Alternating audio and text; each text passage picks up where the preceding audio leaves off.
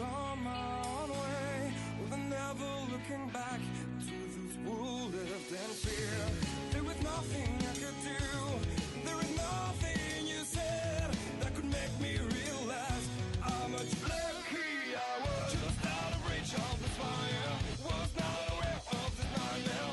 But when I stopped to see those eyes begging for help, begging for hope, just need to open my eyes now to try to change them to sunshine, to be someone among others. I've got to try.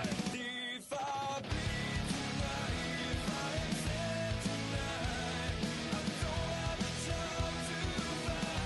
And if I wake tonight, I'm so tired tonight, I'm falling asleep when I'm home, when I'm there's no place to go, no one that can see through that inside of no eye. I can see my life is crap, I have to see them too.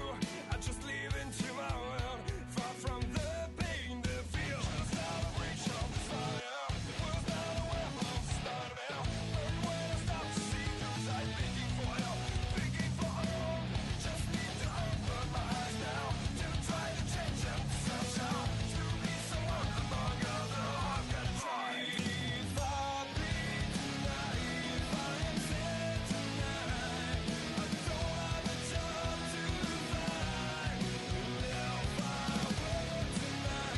I'm so tired tonight.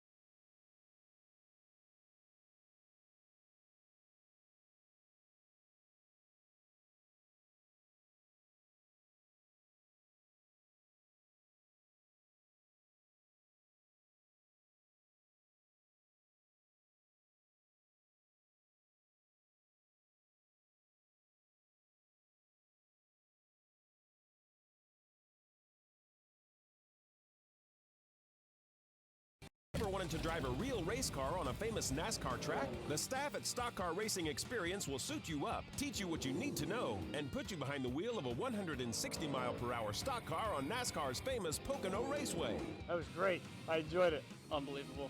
It's that unique, one-of-a-kind experience you'll never forget. It was definitely worth it. The second time I did it, and I'm still shaking. Call or register online at 877stockcar.com for a heart-pounding, once-in-a-lifetime experience. You won't forget it.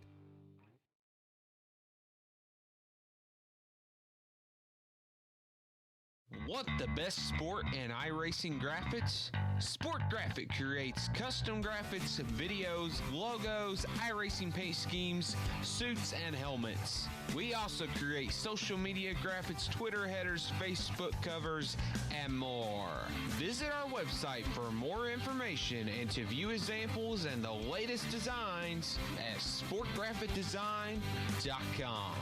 We strive to be the best of the best. The best graphics are made here at Sport Graphic.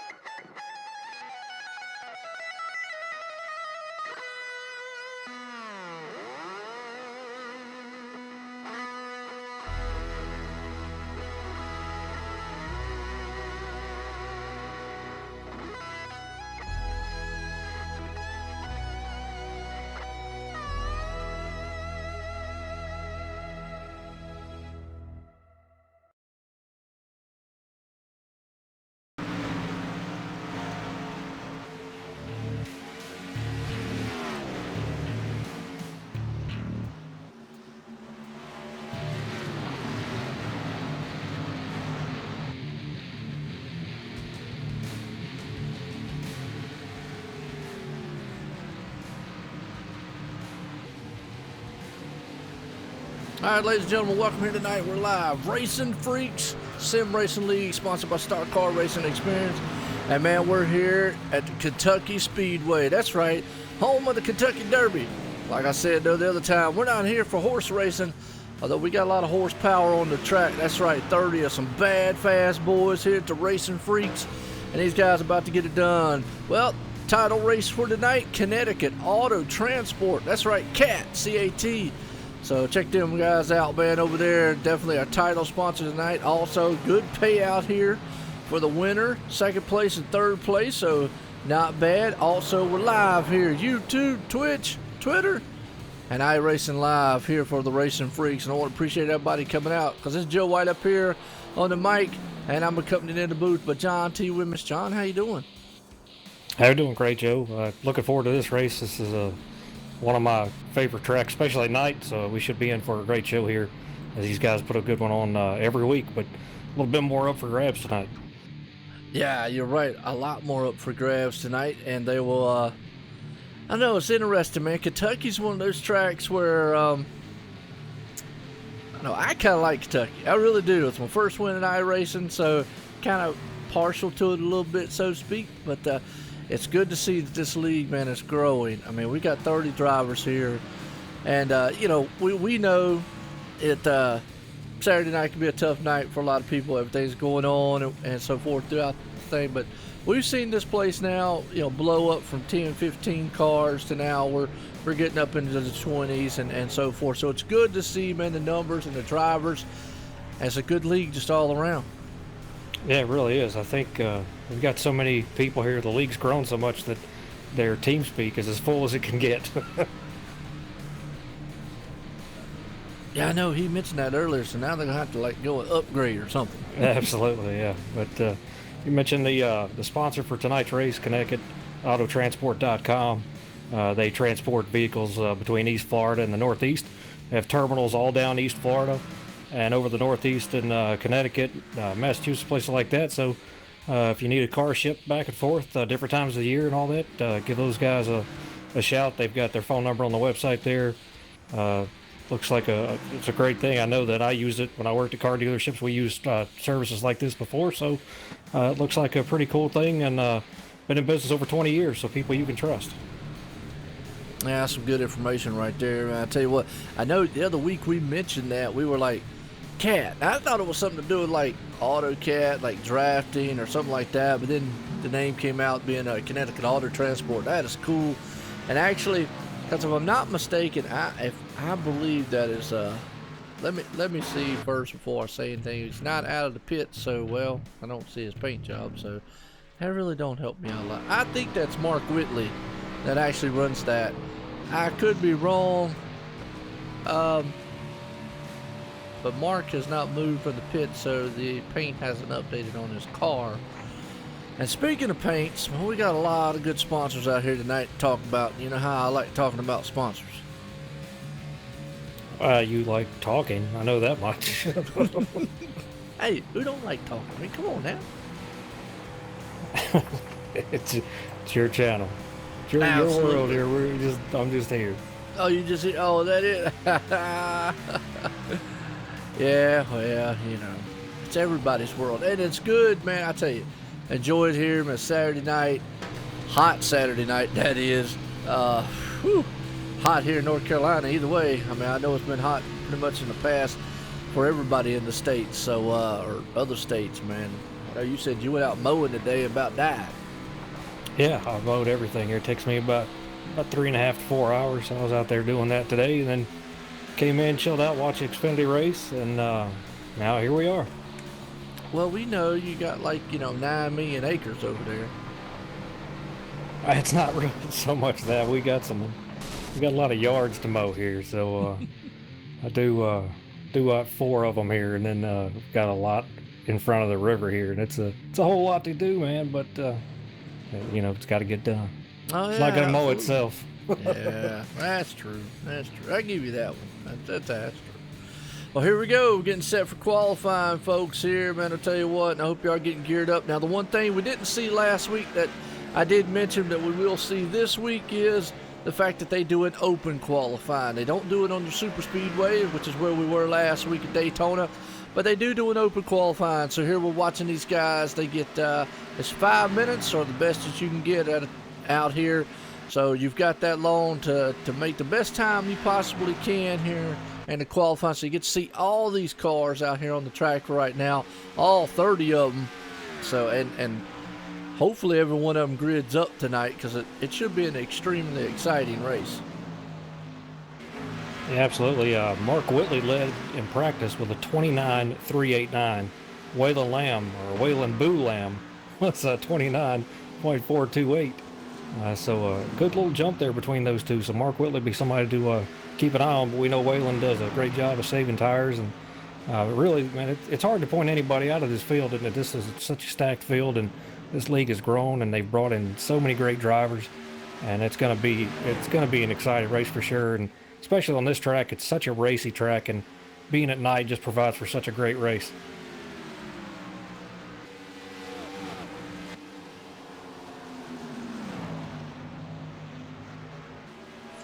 Sorry about that. I was just checking to make sure all our sound levels sound good, and sound fine to me. Yeah, when do we ever not sound okay? Well, you know, if I don't check that one time, you know what's going to happen. There you go, Pete. Perfection is attainable. We just proved it. Yeah, no. Well, you know, I like doing it for the viewers out there. Speaking of the viewers, I want to appreciate everybody coming out here Saturday night, checking these guys out here at RacinFreeks Sim Racing League, sponsored by Stock Car Racing Experience. That's the title sponsor here for the league, but the sponsor here tonight for the race, CAT, C-A-T, Connecticut Auto Transport out there, folks. And that's right.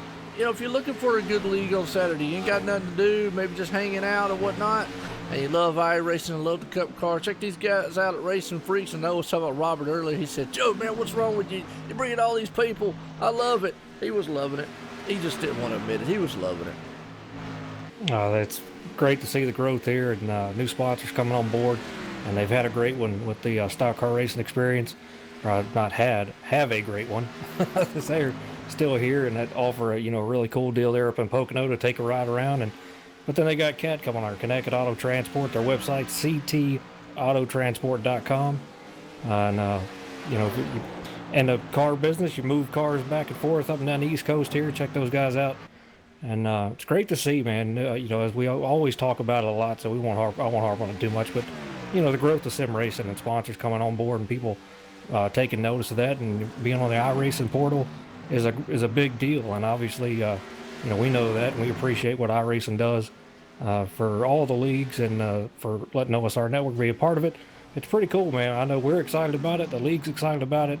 And obviously these drivers are, because this is just a stacked field of drivers. Oh, absolutely excited. I've said it before. I appreciate them letting me do it. I appreciate the leagues for letting me come up here, man, call these races, the drivers, the viewers, everybody out there. And I tell you what, now most notable change out there tonight, our main man in the Hello Kitty car. It's not out there tonight, folks. He changed it up. He's in the Wonder Woman machine. And we just saw him a minute ago doing his best Vaughn Griffin Jr. slide drift job out there, and it looked pretty good doing it through the turn. Actually, I got to give him credit there. I was watching there in qualifying.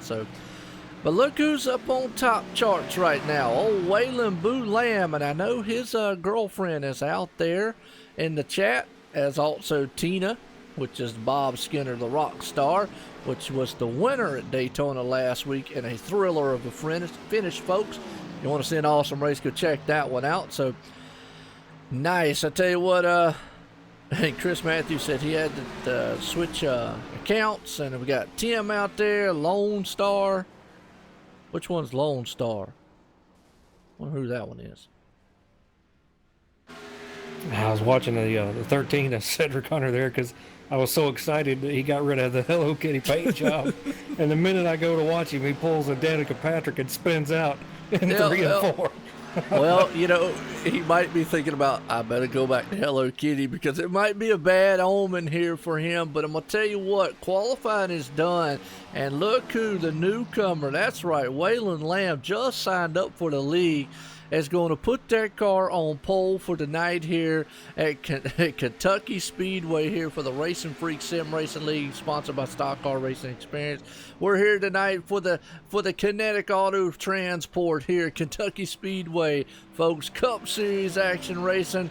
We're about to get set here. I'm getting pumped up. Hope you're getting pumped up. I know John, man, he's don't sound like it, but he's definitely pumped up and ready for the action. I'm extremely excited. Yeah. I really am. I love this track. Yeah, you will figure it out as we go. I know I sound like the teacher on Ferris Bueller's Day Off or whatever, but it's just how I talk. But what's interesting is look at the times between Waylon and Mark Whitley. Both ran a 29.391.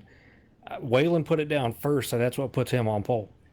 Yes, and that is awesome right there. You speak of something that is that close. Well, let's get a grid down order here because Waylon Lamb puts it on pole here tonight. Awesome right there. Mark Whitley sitting on the outside. Zach Hall right there in third. Keith Haney starting fourth. Cedric Hunter fifth. John Furshin Jr., it's a name I'm familiar with, starting sixth. Bob Skinner, the rock star, there in seventh. Tyler Conroy there in eighth.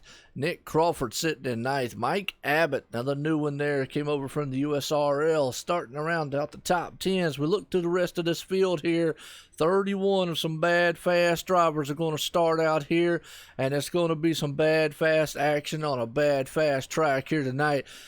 Action-packed, star-studded field. I like this. It's looking good here. Bunch of racing freaks out here tonight on a Saturday night here at Kentucky for the Connecticut Auto Transport race.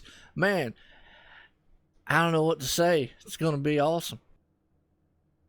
Well, and this is the part where I find something to say.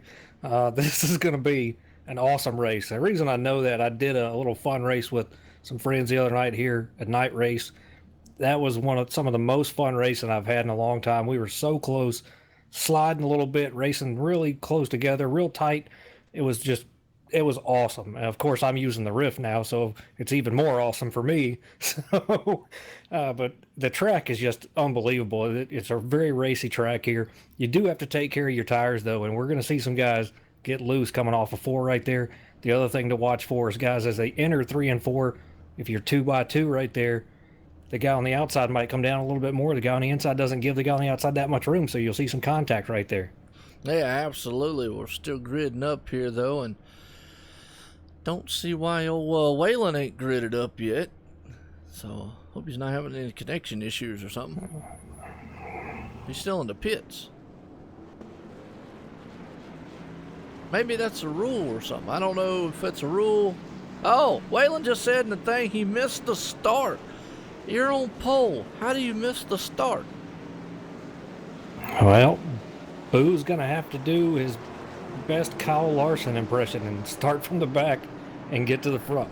Wow. Which is going to be fun to see. And if there's somebody that can do it, it's him. But again, this is just an unbelievable field here. He's going to have his work cut out for him. Well, we're going to talk about it throughout the race here, tire management, because this track can eat some tires to death here. You got to be very, very methodical and very patient, so to speak, on the tires. We're getting set here to go racing. Folks, we've got 133 laps, and we got some stages to talk about here as pace cars coming into turn 3 and going to let these monster machines loose as they'll storm past the start-finish line here. Pace cars coming out of turn number 4. Hang on to your hats. Tell everybody in the house, be quiet. We're going racing with some racing freaks here tonight. Stock Car Racing Experience is their title sponsor for Kinetic Autos Transport here. We're getting set. There we go. Green flags in the air. Man out front right there with Mark Whitley and company. Boy, as they storm past the start-finish line, it is a thunderous sound as they head off into turn 1. You're going to see them go 2 wide, 3 wide at times because they can do that here for a little bit until those tires start to wear out. Yeah, you're going to see a little bit of that here. 2x2 probably for these guys. Oh, the 13 gets super loose right there. And we got a car around. The 95's on the inside of the wall. Oh, 95 in the wall, but you're right, boy. The 13 had to hang on to that thing for all dear life. That's another thing. These cars have a lot of power to them. Well, that's John the Bomber right there going around. Let's go back on the replay here and see exactly what happened. But the 13 doing an awesome job there hanging on to it. Kentucky is it's a good track, but you got to have some throttle control with it there. If not, well, these boys, man, are going to be to be very tough. They started out, like I just said back there, 3 wide.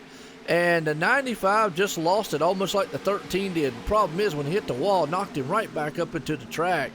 That's another thing you'll hear me talk about, John will talk about here, is this is not really a self-cleaning track. When you spin or get hit or anything like that, usually the car just kind of stays in the middle of the track. Usually it's bad if it happens up front. Not too bad if it happens way back in the rear of the track, but or the middle or the front, yeah, they can be disastrous. Yeah, it really can. I mean, obviously the track's got some banking, but it's not got quite enough to get that car out of the way. So if somebody's loose in front of you, you really have to check up or, you know, go to the high side if it's available right there. But it really can pose a big problem for you here because, you know, just a lack of banking. There's enough there, but it's also enough to keep that car spinning in front of you. Yeah, absolutely. Well, we're running here under caution right now. Zach Hall was able to fly out front there with Mark Whitley behind him. Bob Skinner there in third. Cedric Hunter fourth. Cedric just had to do an awesome save. He might be thinking twice about that Wonder Woman machine because he was looking, I'll say, wonderful with the slide job there, but not feeling so wonderful out there in that car. He's probably having his hands full. Is that something that you I don't know, John, you said you've done a few laps around here. What do you think of this track and this Cup car?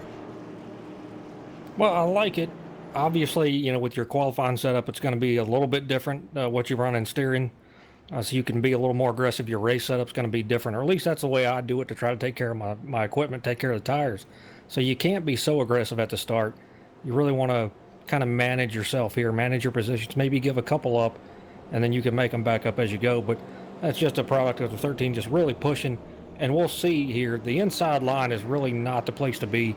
Outside's where you want to go right there. And it gets very difficult as the race wears on. Now, on new tires, inside line is going to be fine, but you can really use your stuff up a lot more on the inside than opposed to the guy running on the outside. Yeah, absolutely. Well, I'll tell you what, right now, good group of field here. Like we said, all 31 machines out here. Now, we know Robert's out there going, man, I hate cautions. I hate doing this. But really, that caution right there was a case of, yeah, they went 3 wide. The thing about it is that car just came out from under them. And I think that's what we're going to see all night long is if on that inside line, because this track reminds me of Michigan in a way. You have got to come off that inside line and be 1 lane up going into turn 1 and 2. Obviously, 3 and 4, you might be able to go inside a little bit, but be 1 lane up. Because if you're too far down, you can get loose coming off. If you're too far up, going to get tight and bump the wall either way. So kind of have to have that fine line in the middle there that I see. Michigan is the same way, but you're also dealing with a lot more horsepower with this car. So really, that car just came off the turn and just came right out from under him.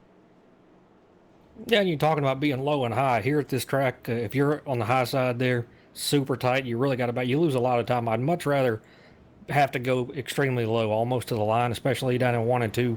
You can back that up, enter that turn easier. You're going to lose a little bit on entry, but you can get a lot on exit because you can just stomp that gas, get the wheel straight, and go. Yep, absolutely, right there. And I tell you what, good looking cars there. And I tell you what, we'll do a run down here to get fanned out a little bit. We'll run through the field and check out some of these awesome paint jobs because they definitely have some awesome paint jobs out here tonight. I love a lot of this league here. They all run real sponsors. That's another thing about here is you won't see anything out here that's fake. When I say fake, I mean like it's not a real sponsor. And so all right. These are real world sponsors. I mean, you know, we sell Waylon and Breeze Love is real. Well, there you go. And it's on his car. It's sponsored by Waylon. Waylon Boo Lamb and Bree. Well, speaking of Waylon, he did move up some positions from last year. He moved up to 21st already, so he's on the move up to the front, so don't count him out. He's just got to be patient, methodical, and get to work his way up there. You know, miss maybe some of if there's accidents. Hopefully there's not, knock on wood here, and be good. But, you know, that's the thing. You got to be patient in a big field like this. You got a lot of horsepower up underneath you, so you got to be patient on these starts. Yeah, especially when you're in the back here. You know, there's probably going to be some guys up in front of you that maybe be a little impatient, try to push it a little too hard, get a little sideways, lose some time. You can make up some spots here. It's really not difficult to do as long as you maintain control of it. You can make up some time here. Yeah, it's absolutely. Sorry about that. Absolutely. My bad. As we're getting set here to go back green flag racing again here. The pace car's coming out of turn number 4, folks. And he's going to send these machines a roaring, man, past the start-finish line. Here we go. Zach Hall, the man out front, got Mark Whitley right there beside of him. Slowly, green flags in the air. Going to be lap 6 here complete. As you hear the thunder sound going by, no, that's not thunder outside, folks. That's thunder of 31 bad fast drivers and some bad fast machines around a bad fast Kentucky Speedway. As a good start right there as everybody's 2x2 as they're trying to fan this thing out, settle it as they head down the backstretch. And we got a great battle right here. Mark Whitley, Cedric Hunter, and Bob Skinner here. And all of them got a great start. I'm just looking to see if Cedric might take it a little bit easier here, not push as hard as he was before, trying to pass guys and just maintain position here. Absolutely good battle right there going on. John Ferguson Jr. sitting in the 5th spot. Tyler Conroy right there. You got Keith Haney in the mix. All those guys are side by side coming around there behind him. Nick Crawford's looking good also as they're almost, look at those cars getting a little wiggly as they come off too. That's what we was talking about, John. These things look like they're evil loose coming off that turn. They are. 2 can be pretty loose for you if you get into the throttle. If you really hammer it and you still got the wheel turned, it's going to come around on you just a little bit there, but you can catch it. Yep, absolutely. The newcomer right there, Mike Abbott. The man just got signed up with his number. Got that 88 machine looking good out there. He's already up to 8th spot. He's coming to the front, trying to look on the inside of Keith Haney. And old Jalen Parker, we've seen him. He's lost the rookie badge here, though.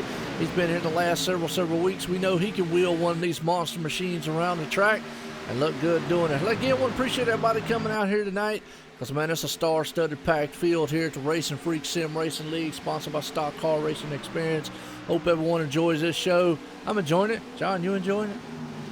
Oh, I definitely am. We're going to see this race really pick up, about halfway, and especially at the end, these guys really hammer down here. But right now, with such a stacked field, you've got to make up all the time and positions you can.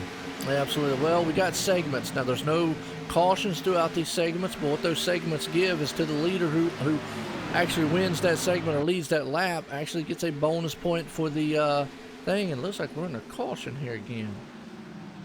We are. It's the 59 car. All right, 59. Let me see if we can't find them right fast. Need to make this thing. That's old Brian McCraven. Okay. All right.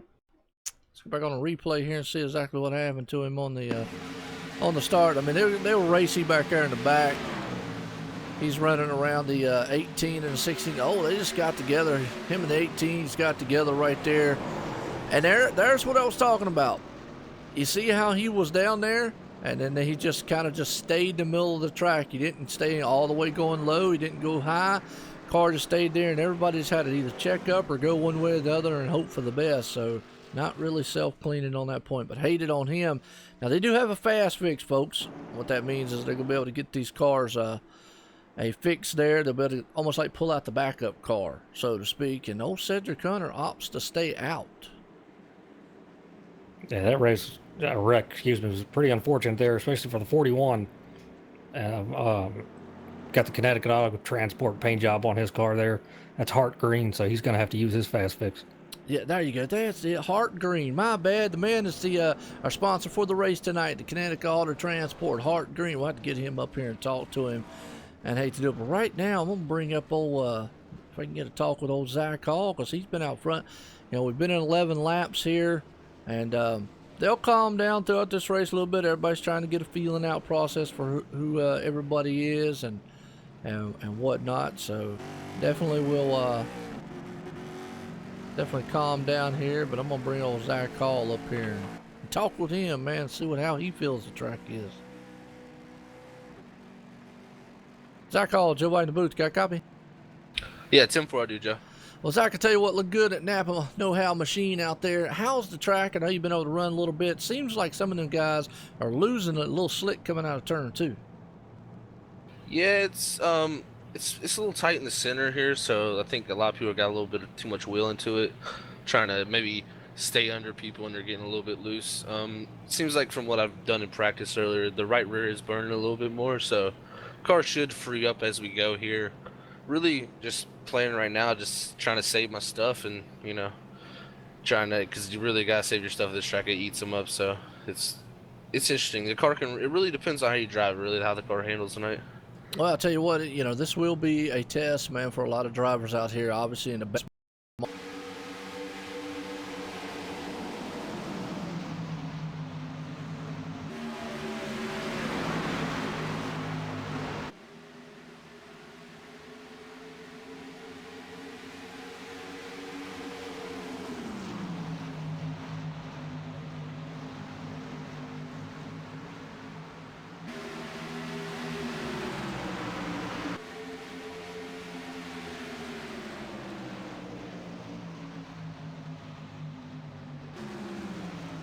All right, folks, sorry about that.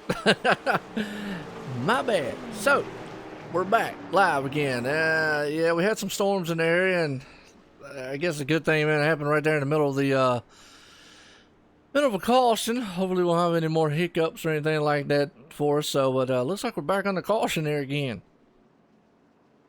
We are, and I've been looking for it, trying to figure out where it came from. We got a car smoking on the track. That's the 57 that was involved there. All right, let's see if we can't get it here. 57 says Jeff Gilmore there. Hate to see that.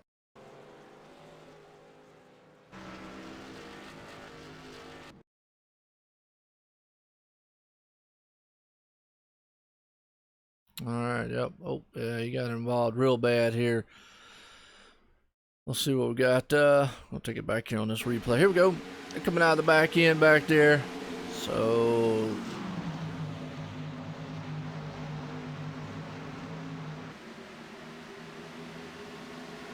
yeah, him and the 57, another car. Looks like the 49 just got together right there and just really hard in the turn. Wow, some racing incidents happening here.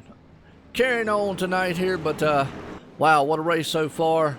Again, I want to apologize to everybody right there. Like I say, man, right in the middle of the interview, and then boom, next thing I know, flickers and everything's gone, just like magic. Yeah, only it's black magic. Yeah, you know, there's some things I can't control, and Mother Nature and power outages and internet problems, stuff like that, I definitely can't control, and I apologize to each and everybody out there for that. But I thank you for hanging on, though, baby. Yeah, it was right timing. Yeah, right timing. Wasn't too bad. So, well, right now it looks like a lot of cars pitted. Almost everybody pitted up there except Zach Hall, and then he's going to have the 87 of Keith Haney behind him now. So, several guys opting to stay out here. Well, you know, what I saw before in the last race that we done here at Kentucky was every time there was a pit stop, guess what? They came into the pits because it definitely was, they wanted one of those fresh 4 tires here. So tires are definitely at a premium at this track. Yeah, they are. But the problem is when you're the leader, you're the one that has to make the decision. And Zach decided to stay out and hoping other cars did. Well, luckily for him, enough did, so it should separate the field a little bit from the guys that got tires versus those that decided to stay out. So might work in his favor. His track position obviously is vital here. Yep, absolutely. I was also making sure that by that little hiccup right there didn't mess us up on our iRacing Live thing. I see we're still live there too, so that's good.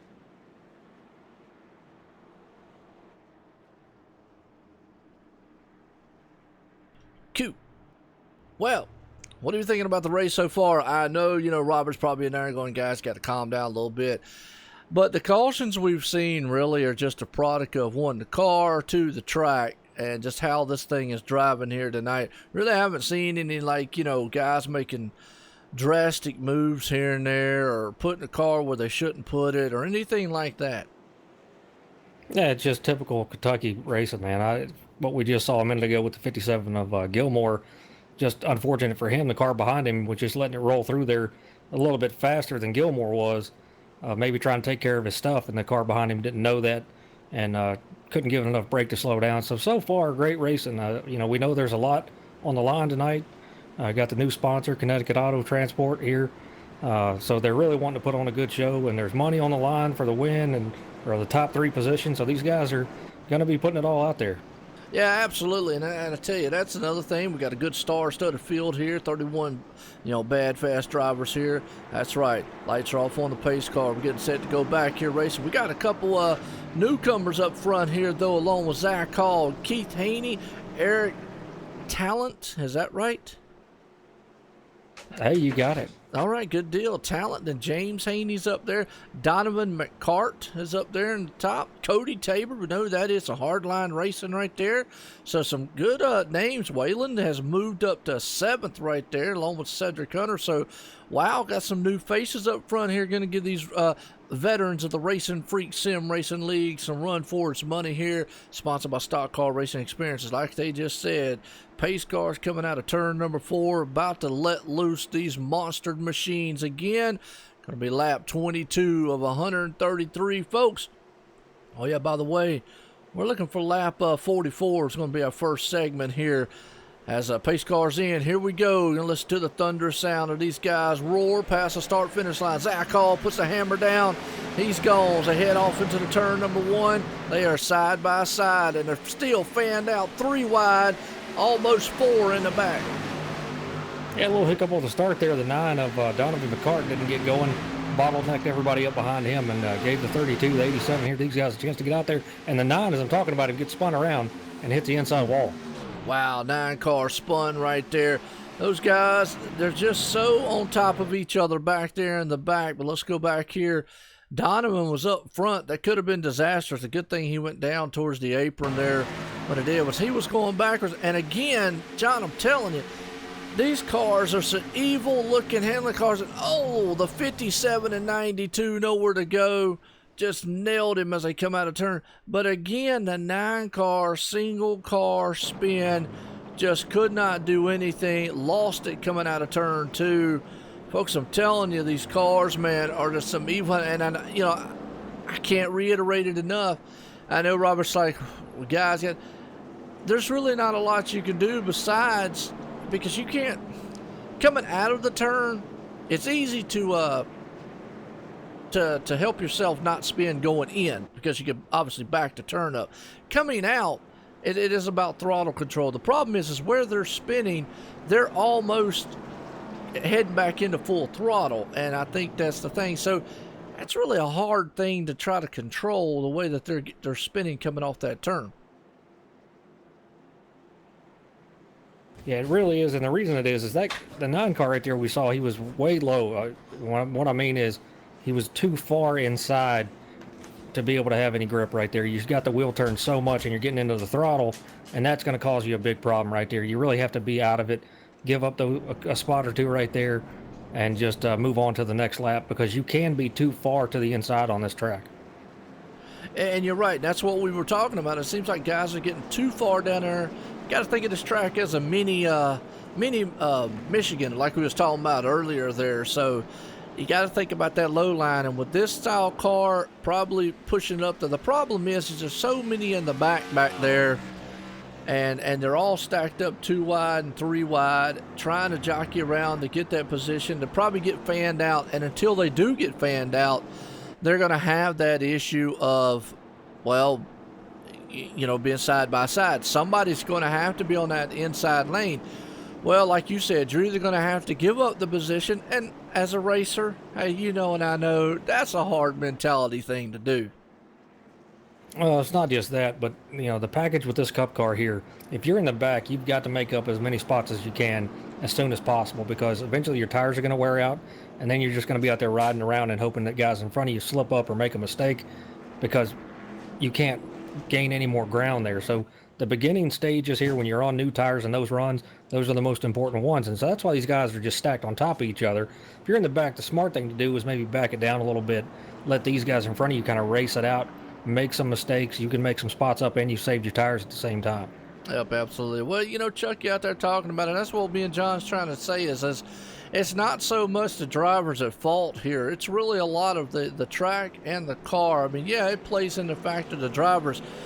But, if you've got to go at a certain point, I mean, you can't want to fall back all the way back to the back. You got to race. I mean, that's what we are. Racing is racing. You've got to be able to try to do that inside lane. It's where they're spinning at, though, is probably some of the the actual problems. And if they were spinning going into a turn or in the middle, that means they're getting back on the throttle, or they're obviously not, they're going in too heavy. They're coming off of it way low, and usually that's, well, that's a hard place, man, to kind of correct. You can correct it, obviously, but it is still a hard place to correct. Yeah, and this car on this track being that low right there coming off of 2 isn't going to do you any favors. The problem is when you're on tires, you have so much grip and you feel it. You're down there on the bottom lane, you're like, all right, I'm sticking with these guys, or I can see myself, I'm passing them. So you think I'm going to have a great run if I stick right here. What you don't realize is the track flattens out once you come out of that turn, and by doing that, it makes the rear end extremely light, and you can't get that power down. So you've got your wheel still turned to the left, and you're full throttle. You're right there where he was, you're back into it right there, trying to keep that run going, and you wind up spinning yourself out. So you have to know how the car's going to react at certain places on the track. Yep, absolutely. I just noticed that there, Tina. He does have a new paint job. As we're watching him right there, he's sitting in 5th spot right now. His lights are off on the pace car. Oh, Keith Haney, man out front right there. Part of the Haney Brothers Racing there. Got Eric Talent, a newcomer there. He's going to be starting himself in 2nd. Cedric Hunter, he's got the Wonder Woman machine. He's going to hope to hold that thing together up there, starting in 4th. James Haney. So, boy, I'll tell you what, the Haney boys have come here to play here at Racing Freaks. Yeah, that's what we're saying too. It's just a stacked field of drivers. I mean, this is not your regular field of drivers by any means. It was already good before. Now with the growth of this league, drivers have come in, and not just any drivers. We're talking about good, fast drivers. So these guys, that's another reason why they're all on top of each other. They're all that good. They know what to do and where to go. Problem is at this track, it's very tight spaces here, even though it's a wide track, and sometimes things happen. Yep, absolutely. Well, here we go. Pace car's in, so Keith Haney's going to put the hammer down and try to set sail. Eric's right there on the outside here. It's a slow pace because they don't go until it's green flag. Green flag in the air. Here we go. Thunder's coming around with those, puts the hammer to the floor. So they head off into turn number 1. They're going to be stacked side to side. Keith Haney gets a jump out front along with Eric right there. But here comes James Haney on the inside there. Cedric Hunter's trying to bring Wonder Woman, and Cedric Hunter takes it almost 3 wide, and Waylon's around out of the turn. Yeah, we have a huge wreck back here. Wow, yes it was. It was a big one, and that's what we were talking about earlier on there, John, is if it happens up front, there's nowhere to go. Well, let's see what happened to Waylon, because he was up front there running, and he was right there in the mix of it. I got a feeling Cedric Hunter went to go 3 wide there, had a good run going in the 13 machine. I got a feeling, again, Bob Skinner was right up under. That's probably that's got to be the worst net code in the world that I've seen. But boy, I tell you what, pile up on the back stretch. That took a slew amount. If you go back, Robert, if you go back and watch that wreck, obviously you're probably going to say, they're probably going to say, yeah, it looked like Bob Skinner got into the side of the 50. Obviously that was a major net code issue right there. Major. I mean, he had like 3 feet between it. And that's something that we'll also talk about too. Again, that wreck right there, that's not the driver's, the league's fault. That's just really a connection deal. Yeah, it's unfortunate those things happen. It can, ruin your night, but that's part of racing. On the internet here, doing it this way, just, as you lost power for a second, not much you can do about it. iRacing is a great service, but they have little quirks and issues like everybody else does, and netcode is one of those things, and just nobody's fault. But unfortunately, took out a lot of good cars here. Luckily, some of these guys are still going to have their fast repairs, so they'll get back out here, and we'll get this thing going, get the bugs out of here, get these guys calmed down a little bit. And I think you learn as you're driving here as well. So you try to do some things, you find out, hey, that doesn't work, so you don't do that again. Or you see another guy do it, and you put that in the memory bank. So the race, as we draw on here, it's going to get better. Going to pick up the pace a little bit once they figure out what these cars can and can't do. And it will, and that's the thing too. But I like an accident like that right there. Obviously, from what if you would see from a driver-to-driver standpoint, you would say, okay, Bob Skinner was on the inside. He got right there in the rear quarter panel of the 50. Obviously, what we saw was the net code issue, which is something that Nobody, I don't care who you are, league owner, president, whatever, you can't control that. That's just is what it is with online racing. It's going to happen. But the good thing is they do have a fast fix to be able to get those cars fixed, get back out there. So a wreck like that, unfortunately, tore up a lot of good cars. The thing about it is, there's really not a lot you can do. So you can't really sit and say, well, guys, we need to race better. There's really no way you can race any better when you're going up against netcode like that. Yeah, there's some issues. There's been some guys having connection issues. One of them being Zach Hall, who was at the front. I went to go find him earlier. I knew he was up front, and he's not there anymore. So it must be some issues. I know there's been some storms around, and things happen. So still, nevertheless, just going to be a great show here. Just got to get through the beginning stages of this race here. I know the guys are really amped up and excited. There's a lot on the line here. Anytime you talk about putting money out there, guys are going to drive harder. But, netcode happens too. So not much you can do about it. But this thing, it's going to pick up here. We're going to see some great racing here once these guys get settled down. They just need to hold off, let each other get fanned out a little bit, and you'll make up some time, make up some space, some spots, as the race draws on. If you take care of your stuff, that's all you got to do at this track. Tires are a premium for sure. Just ride around there, hit that top lane, and just drive your heart out there, and you'll make up some spots. Yeah, you're right. I agree totally with you right there. You just got to, make up the spots. Really, the cautions that we have seen has been just basically what it is. Really not a fault of drivers and all. It's just a tough track, folks. I mean, last week was Daytona, and Daytona's Daytona. We know what that is a hammer down. This out here is more of a driver's track. When I always say skill is involved, you got a lot more skill that has to be involved here. A lot more throttle control, a lot more patience has to be put into it. You've got to be very, very easy on the gas, easy on the brake, and this is not a very easy car to do that in. And a big field here too. These guys getting fanned out, you just got to be very patient in the backside also. Unfortunately, though, that was up front, like what we were talking about earlier. Yeah, throttle modulation is key. Yes. At this track. And good word. Another reason why I put the stiffer spring on my Fanatic V3 pedals but one of the reasons was because of this track right here exactly, because you've got a certain amount of throttle that you can give it in certain places of the track. And you've got to know how to modulate that throttle the best you can, especially when you're around other guys. You have to know what your car is going to do and be able to, really work that throttle to your advantage. And that's really how you drive these cup cars here. You hit the throttle, it'll help you turn some. So there's a lot of driving, a lot of skill involved with these cup cars. Yes, it is. We're getting set here to go by green flag racing. Pace cars coming out of turn number 4 here.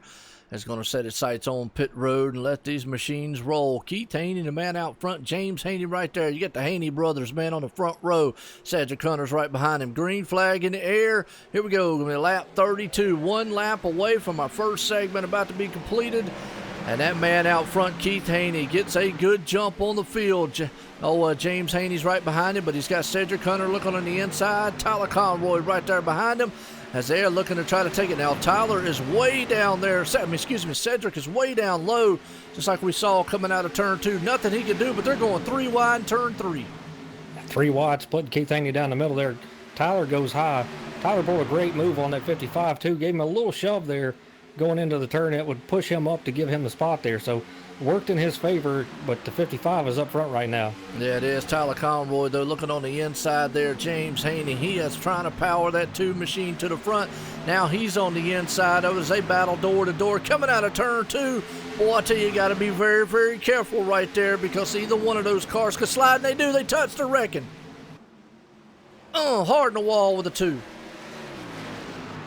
Well, I got to look, though. Looks like, man, Tyler Conroy was pinching a little bit that he shouldn't have right there, because if you watch this replay here, folks, on this one, unfortunately, in that number 2 machine, they were side by side with James Haney. They came out of turn 2. He was still door to door with him. The problem is James had the outside lane, preferred line here coming out of turn number 2. Tyler slid up the track, which pinched up just a little bit on him. When they went in there, they just kind of got together. Tyler just like a little bump right there and then just got together, and unfortunately, I think Waylon got a piece of that again, unfortunately, right there, but a hard lick into the wall for the 2-car. Hate to see that, but we were just talking about it right there a minute ago, John. Aggressiveness, and I don't know if you would have saw it, but me right there, he might have had a faster car. I think he probably just sort of maybe just said, well, let me just wait a second and see what happens later on here. Looks like a lot of these guys, like you said, John, just need to maybe kind of calm down. I understand they want to get up there, but it's only lap 34. Now, that was a race, and if I'm going to say, excuse me, I wasn't a race for the segment. Actually, lap 44 is. But I understand that, you know, the prize is out there. You want to show the best you can, but a racing deal like that right there, there was 2 drivers just, I mean, they were duking it out up front. Yeah, and honestly, the 55, James Haney, you know, didn't do anything wrong, held his line up there on the high side. 3 and 4 is hard enough to get through there 2x2 like that, you know, side by side. And it looked like the 2 came up to maybe side draft a little bit, which doesn't work that well here anyway. And with, you know, netcode playing a factor like it does here, side drafting is something I really don't do unless I'm at a super speedway, just because of that netcode. Unfortunately, they didn't, you know, it didn't have any netcode issue there. That was just the 2-car getting into the 55 there. And the 55 is the one that came out on the better end of that deal. Yeah, absolutely. You're right. You know, drafting really is not a big factor here. Like you said, these guys are, by the time they get down the straightaway, they're already on the off the gas and back on the brake again. So I'm not going to say it doesn't play a factor, but it just really is not that thing. And like you said, side drafting really is not something you want to look at. And what's going on, Joshua? How you doing out there? I want to welcome everybody out in the chat. But the guys are definitely, you know, hey, on new tires, you feel like $1 million out here. You feel like you could put that car anywhere. Tyler's got a fast car. He could have brought it up to the front. Cedric has a fast car. Now, he almost tried to start bringing it to the front. I think he realized that, hey, maybe I need to back out of here and calm down myself a little bit. You know, he's one of the crafty veterans here at RacinFreeks Sim Racing League. He's got a lot of new guys around him, a lot of guys that haven't raced around each other at all. So right now, they're just trying to find their way here, so to speak. And that's the other part. You're talking about get racing around each other. This league, with the growth that they've got, a bunch of new drivers in here. When they weren't here, these guys, the regular RacinFreeks crew, they could really push each other. They knew what they could and couldn't get away with around certain guys. Created a very, you know, good racing, you know, for everybody to watch. Now you got all these new guys in here. So you don't know their mannerisms, or if they're, you know, very aggressive, or if they lay back and take it easy. So it's a learning experience, you know, what everybody calls growing pains. So the league is doing great. The growth is awesome, and they've got some great drivers in here. But like every league, you're going to have some growing pains as you go because of the unknowns of how certain drivers are, you know, maybe at certain tracks, or if they're aggressive all the time. So you just don't know some of these things. So that's nobody's fault. We're going to have a great race no matter what. But now the thing that everybody's got to be concerned about is they let the fastest guy all night so far up front, and that's the 77 of Mark Whitley.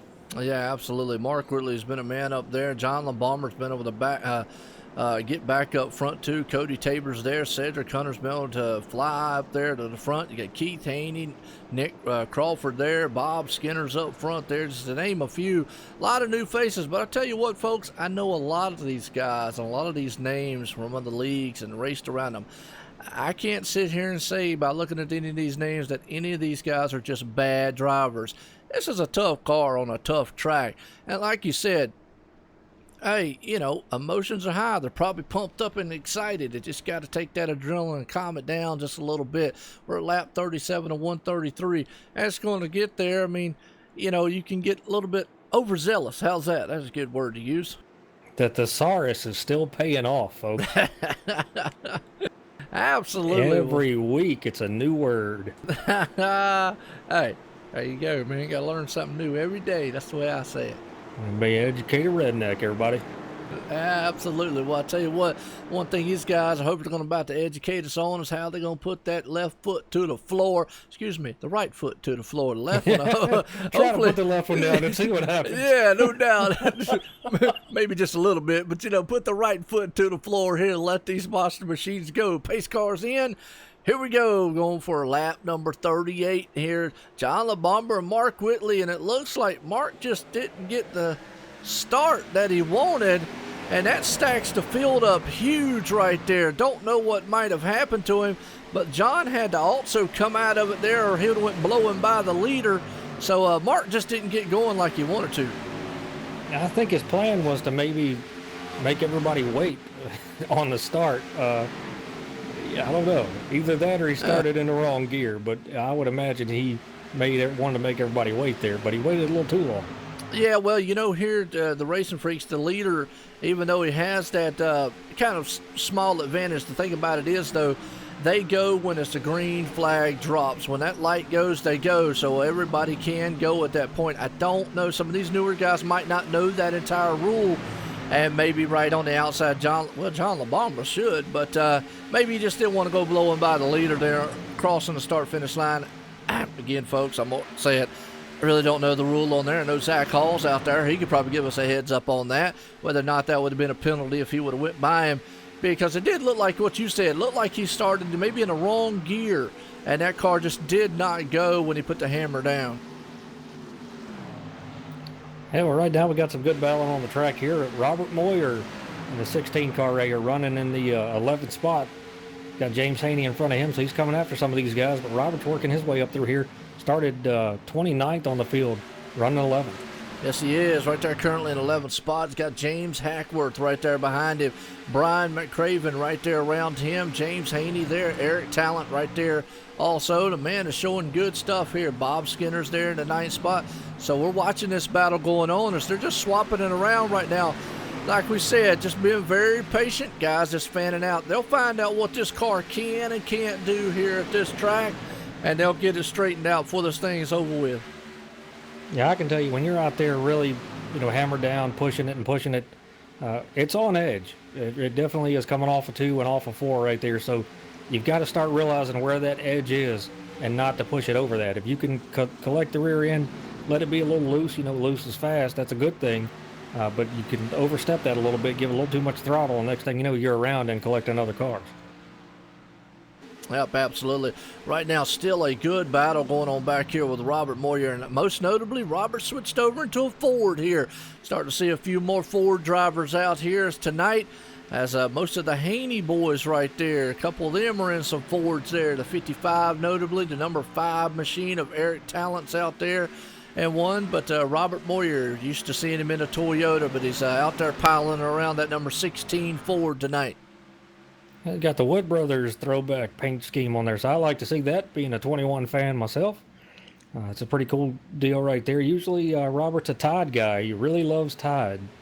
Yes, yeah, he does. He likes being clean on the track right now. He's looking clean as he's running in the 11th spot. James Hackworth back there, so some good battling going on, but he's bringing that thing to the front ever so slightly. He's passing cars as he's up in the 10th. Well, back up front here, folks, though. Man out front, Mark Whitley. He is setting pace in that number 77 old G-Force machine. Cedric Hunter and the Wonder Woman trying to throw the lasso there, man, and bring him back to him as he's trying to run him down in that number 13 machine right there in second. Yeah, a little update on Waylon Boo Lamb here in the 50. He's in the 5th spot right now as he got around the 4 of Nick Crawford on the inside. So looking good here. Got his fast repaired, and now he's up front. We'll see what he can do. Yeah, it is. And I tell you what, another guy, most notably right there, started 30th spot, folks. That's right. I'm going to repeat that. 30th, sitting in the 4th spot. Cody Tabor, the man that owns Hardline Racing. We'll see some awesome racing. You can see that on OSRNetwork on Friday nights. Oh, yeah. Well, as we say that, he's in the wall. I was about to say something good about him, then he hits the wall. That was the 18. That's who we was talking about. That's Cody, yeah. That's Cody. All right. Yeah. Sitting there talking about it, and he slams the wall. Well, I hate to see there's that. There's no caution. We're still going. Well, he went down on pit road. I think that helped him out a little bit, but he did. It looked like that car just got a little tight coming up on the turn right there through coming out of 4. Yeah, it does, definitely. If you get in the throttle too much and don't back it down, or you're up there a little too high, it's definitely tight. You gotta give up the throttle right there, give up the time, and just collect yourself and go on. Yeah, absolutely. You definitely got to let out of it. Sometimes harder to do than it is, man. You really don't want to. Waylon Lamb, though, has been able to pilot that number 50 machine. He started back in fourth spot. Excuse me. He actually put it on pole, my bad. But he actually had to go back to the back of the field, folks. So he is actually, and even though it says he started on pole, he really didn't start on pole. He missed the start, had to start from the back. He's been to the back. He got caught up in the wreck early on. So he's twice now come to the front here, and he's sitting in fourth spot. I'm going to tell you what, Waylon's another guy, man. Even though he's got his girlfriend out there, and we call him Waylon Boolam, which that's what she calls him. They got a lot of love for each other because they love, you know, riding on the sidewalks, and he definitely loves riding on his car because you see that on the hood. He definitely can drive one of these machines. He's a great driver. If we could just stop the graffiti gangster breathe there, then everything would be all right. Well, he's hoping he don't tear up the graffiti car out there so they don't look too bad. Right behind him, though, look at that. Nick Crawford, man, has been able to pilot that machine up to the fifth spot. So we've got some newcomers here. A lot of the newcomers here. Some of them have been able to bring it up. Keith Haney, most notably, right there. Waylon, most notably up front, and old Bob Skinner, though, man, he's one of the crafty veterans here. Call him the rock star. Tina, I know she's up there. I don't know if she's jumping up and down on the couch yet or not, but she was last week. I actually got to talk to her on the stream. That was exciting because old Bob pulled off the win at Daytona last week. Yeah, it was an awesome race there. I know he was real excited about that, and so was she, as we got her on the chat after the race was over with. So you know, it's cool, man. We like to have fun and do things a little different than other guys do it, you know, other broadcast groups, and it's nothing against them. We're not in competition with them. We like them all. We wish them all the best. We just have fun, man, and want to, you know, do a great job for these leagues, the sponsors, and everybody, you know, watching right now. I looked on YouTube. We've got 45 people watching, so we appreciate you guys being here. I know the drivers do, and they're starting to get things sorted out here, so we're going to see some great racing here. Absolutely. They're fanned out here at Kentucky Speedway. RacinFreeks Sim Racing League, sponsored by Stock Car Racing Experience. And tonight here, man, our title sponsor for the race, CAT, Connecticut Auto Transport, right there, folks. Bring it up for you because we're here at Kentucky Speedway, Sparta, USA. That's right. We're here, man, the home of the Kentucky Derby. We got a lot of horsepower on the track. Not horse racing, though, man, in here. But these guys are putting on a good show so far. Look at that in the seventh spot. James Haney has been able to masterfully put that car right there. But behind him, like you just said, Robert Moyer must have found some love or something magic when he switched over to a Ford, because he's been able to pilot that number 16 machine all the way up to 8th spot right now. Hey, I use the Ford in the Cup Series, and I like it. I've used all three, and the Ford is one that suits me, and I feel more stable in. So that's the one to run with. It's a, you know, feel thing for some guys, and there honestly is a difference. I talked to a lot of guys on iRacing about it, and some guys like the Chevy, some don't. So just is what it is. Right now, watching this 50 of Waylon Boolam here going to work on this 87 of Keith Haney for that third spot. Yes, it is. That's what we're watching right now. The number 50's machine right there is trying to claw all over the back end there of Keith Haney as they are almost door to door. He's got to be very careful. The thing I do note right now, John, is what we was talking about earlier. Keith has that preferred high line here around. But if you see Waylon, what he's doing, he's not going to the apron of this track. Now that we've had several laps, green flag laps here, they are up a lane as they're going through the turns, which is what I was talking about earlier of how you would actually take Michigan. You would be right there on what they call a little black line around the bottom. Watch it right here. So riding along with the dash cam. Look at that. Yeah, he's toward the middle, one lane up as he goes through 1 and 2. That is a perfect entry and exit out of that turn right there. It is. You see the 4 of Nick Crawford behind him. He takes a very low line. Watch him right here. Now, he's not going to get the drive off. He's going to wind up behind the 50 again. There's no way that he's going to have the grip. But what he's doing is he's maintaining his position and keeping time with these guys in front of him. Yes, he is, and we heard him right here. So riding along with him in the dash cam right there, he had to modulate that throttle like you was talking about a little earlier. He's getting the drive going in. The problem is he's playing a very dangerous game. He has to have that throttle control, folks. He has to have the drive coming off. Now, if he could ever get past Waylon going in and through the middle of the turn, he could use that high line and let that car drift out. The problem is he would have to be so sensitive on the throttle if he was side by side coming out of the turn. If not, he's going to end up just like what we saw a lot of the cars earlier on. Yeah, it's just there's so much grip up there, and you're not having to turn the wheel as much, so you're able to get back in the throttle You know, as I say, modulate. You give it a little bit above a quarter to halfway, and then you can nail it when you're on that high line. And we are under caution. Yes, we are. 59 car. Old 59 car. That's old Brian McCraven again. Just not having the night he wants as a rookie here. Let's go back on the replay and see what happened to him. He's out there in the sun drop machine riding around. He just got tight coming off, hit the wall, coming out of two, spinning down the back stretch, lost it by himself there. And then just that thing turned and boom, right. Now he looks like a beat up, mad looking bulldog out there. Yeah, these cars are extremely hard to catch. You know, once they are to the point of no return, you can try to catch it. Right there when he bounced off the wall, though, probably got back in the throttle sideways and wheeling it some. With these cup cars, you've got to get out of the throttle, straighten your wheel, let it settle, and then slowly get back in the throttle. Yep, absolutely. I'm going to bring up old Mark Whitley here, the man out front. Get a talk with him in that G-Force machine. Let us see how that car feels here, because we've had a lot of green flag runs. See how this thing, man, is a lot different. And hopefully won't get cut off in the middle of the interview this time. Mark Whitley, Joe White in the booth. Got a copy? Yes, sir, I do. Well, Mark, you're looking good out there in that number 77 machine out front. How's the car feeling with the track so far? Well, once we were able to get a good little run there, the car felt pretty good.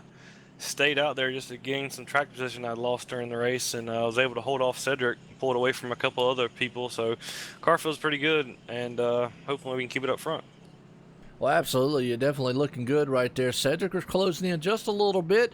I know that he's probably wanting to be a little patient, as it seems like everything. He had a little green flag run right there. Nice looking paint job you got on that thing out front. But I think you got enough to bring this thing home tonight? I sure hope so. I've had some bad luck lately, and hoping I can finally bring it home. Absolutely. Well, I'll tell you what, man, good luck out there, Mark. All right, thank you, Joe. All righty. You were in the Rev Limiter racing, right? Yes, sir. I could tell. Sorry about that. Hey. All right, good deal. I know it's sad, folks, but I forget where I pull them from. There's a lot more team rooms in here now. So Yeah, it sure is. Starting to look like a little Extreme. confusing stuff. It started to look like Extreme. Man, Extreme, when I on a race with one of them, I looked down there and there's like 30 different race teams down there, and I'm going, okay. I believe over at Extreme, you could probably have about 5,000 people in there. Oh, yeah, that's why I led the duties to Ryan over there. I said, Ryan, you go ahead, and he's going, give me a second, Joe. I'm looking. Well, we talked about it earlier. That's something that they actually probably have to start looking at over here, is getting some more team things. I mean, it started out a little bumpy at the beginning of the race, but obviously a couple of those cautions, definitely nothing that the drivers probably could have done. You can only go so slow around a racetrack in a race car. I mean, it is a race, folks. I mean, we're not out here, trying to do a Sunday walk or anything. We are racing race cars, and, things are going to happen and whatnot. So definitely a little bumpy on the start, but I think things are starting to fan out a little bit. Guys are understanding this car's just not going to work with them, and they're going to have to kind of back it down a little bit. Yeah, we've got some of the fastest guys back up here now with Mark Whitley, Cedric Hunter, Waylon Boulam, Keith Haney, Nick Crawford, Bob Skinner, James Haney, Robert Moyer's up there. So a lot of these guys had speed in practice and qualifying. Now they find themselves up front here. Absolutely. Well, I'll tell you what, I just read what Bree out there said. Shoot, watching the dash cam stressed me out. Well, you ain't about as bad as old Tina was stressed out last week on the final laps there at the Daytona race that we had here, RacinFreeks Sim Racing League, sponsored by Stock Car Racing Experience. And old Rob said, dude makes a pit stop at the same time that he's chatting. That's sick. Hey, the man got skills. It's not that difficult. You're going slow enough. You just push a button. Yeah. Well, he still got skills. Yeah, well, then, I got mad skills. There you go. I talk a lot sometimes. And other times when I'm racing, I don't want to talk at all. I don't want people yakking in my ear. Yep. Well, that's like Robert Moyer. He told me in the beginning of the season, I don't want to be interviewed at all throughout a race, ever. So, okay, that's why I never talked to Robert throughout the race. Everybody, I know I've had that asked before, and maybe somebody's out there wondering, why don't you ever talk to the owner of the Racing Freaks? I mean, he never talks about it. He talks about him on the track. Well, hey, A driver tells me that they don't want to be. Actually, another one out there, Cole Lane, he just sent me a message, said he didn't want to. So, I mean, if a driver doesn't want to, I respect that, and I'll get them after the race when it's over with, because like what you just said, some drivers just want full concentration on the race, and they don't want to be bothered. Well, and the viewers will appreciate Robert not talking, because if you watch The Simpsons, he kind of sounds like Smithers, Mr. Burns' assistant. Good grief. We probably wouldn't get him off the mic either, too, so that's there. It depends on how good he's done over the night. There you go. Man got skills. That's it. We're dropping the mic. We out of here. As these guys are about to drop the hammer, and they're going to be out of here as they're coming out of turn 4. Pace cars heading off into pit road. Mark Whitley, the man up front there, got Cedric Hunter and the Wonder Woman machine. No Hello Kitty this week. Not waving at the world, but hey, he traded in a kitty, man, for a woman. So I guess in a reference, about the same thing.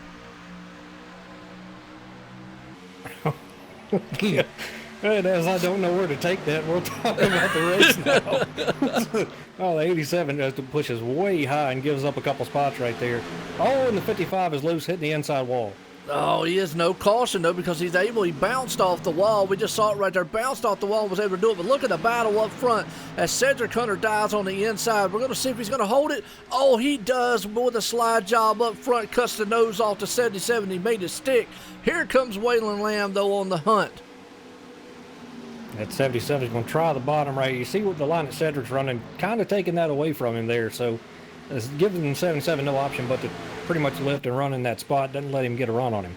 It is. It's a freight train, man. Those cars are nose to tail all the way back through there in the field right now as we're heading up front here. Cedric Hunter's got that machine out front. Mark Whitley's all over the back deck lid of him. Waylon Lamb is right there. Nick Crawford's trying to close it in. With that said, John, tell you what, we're going to give them what they want. You know what time it is? It's time for the speed cam.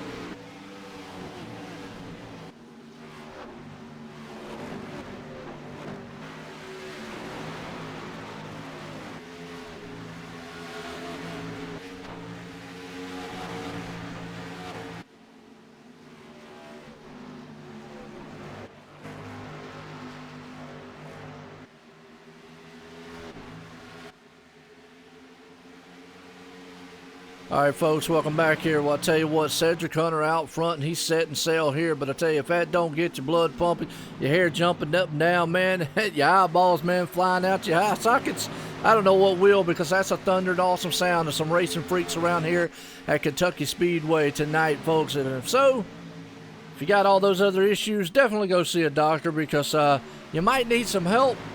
And, you know, as always, if you don't think you need help, well, then, I don't know.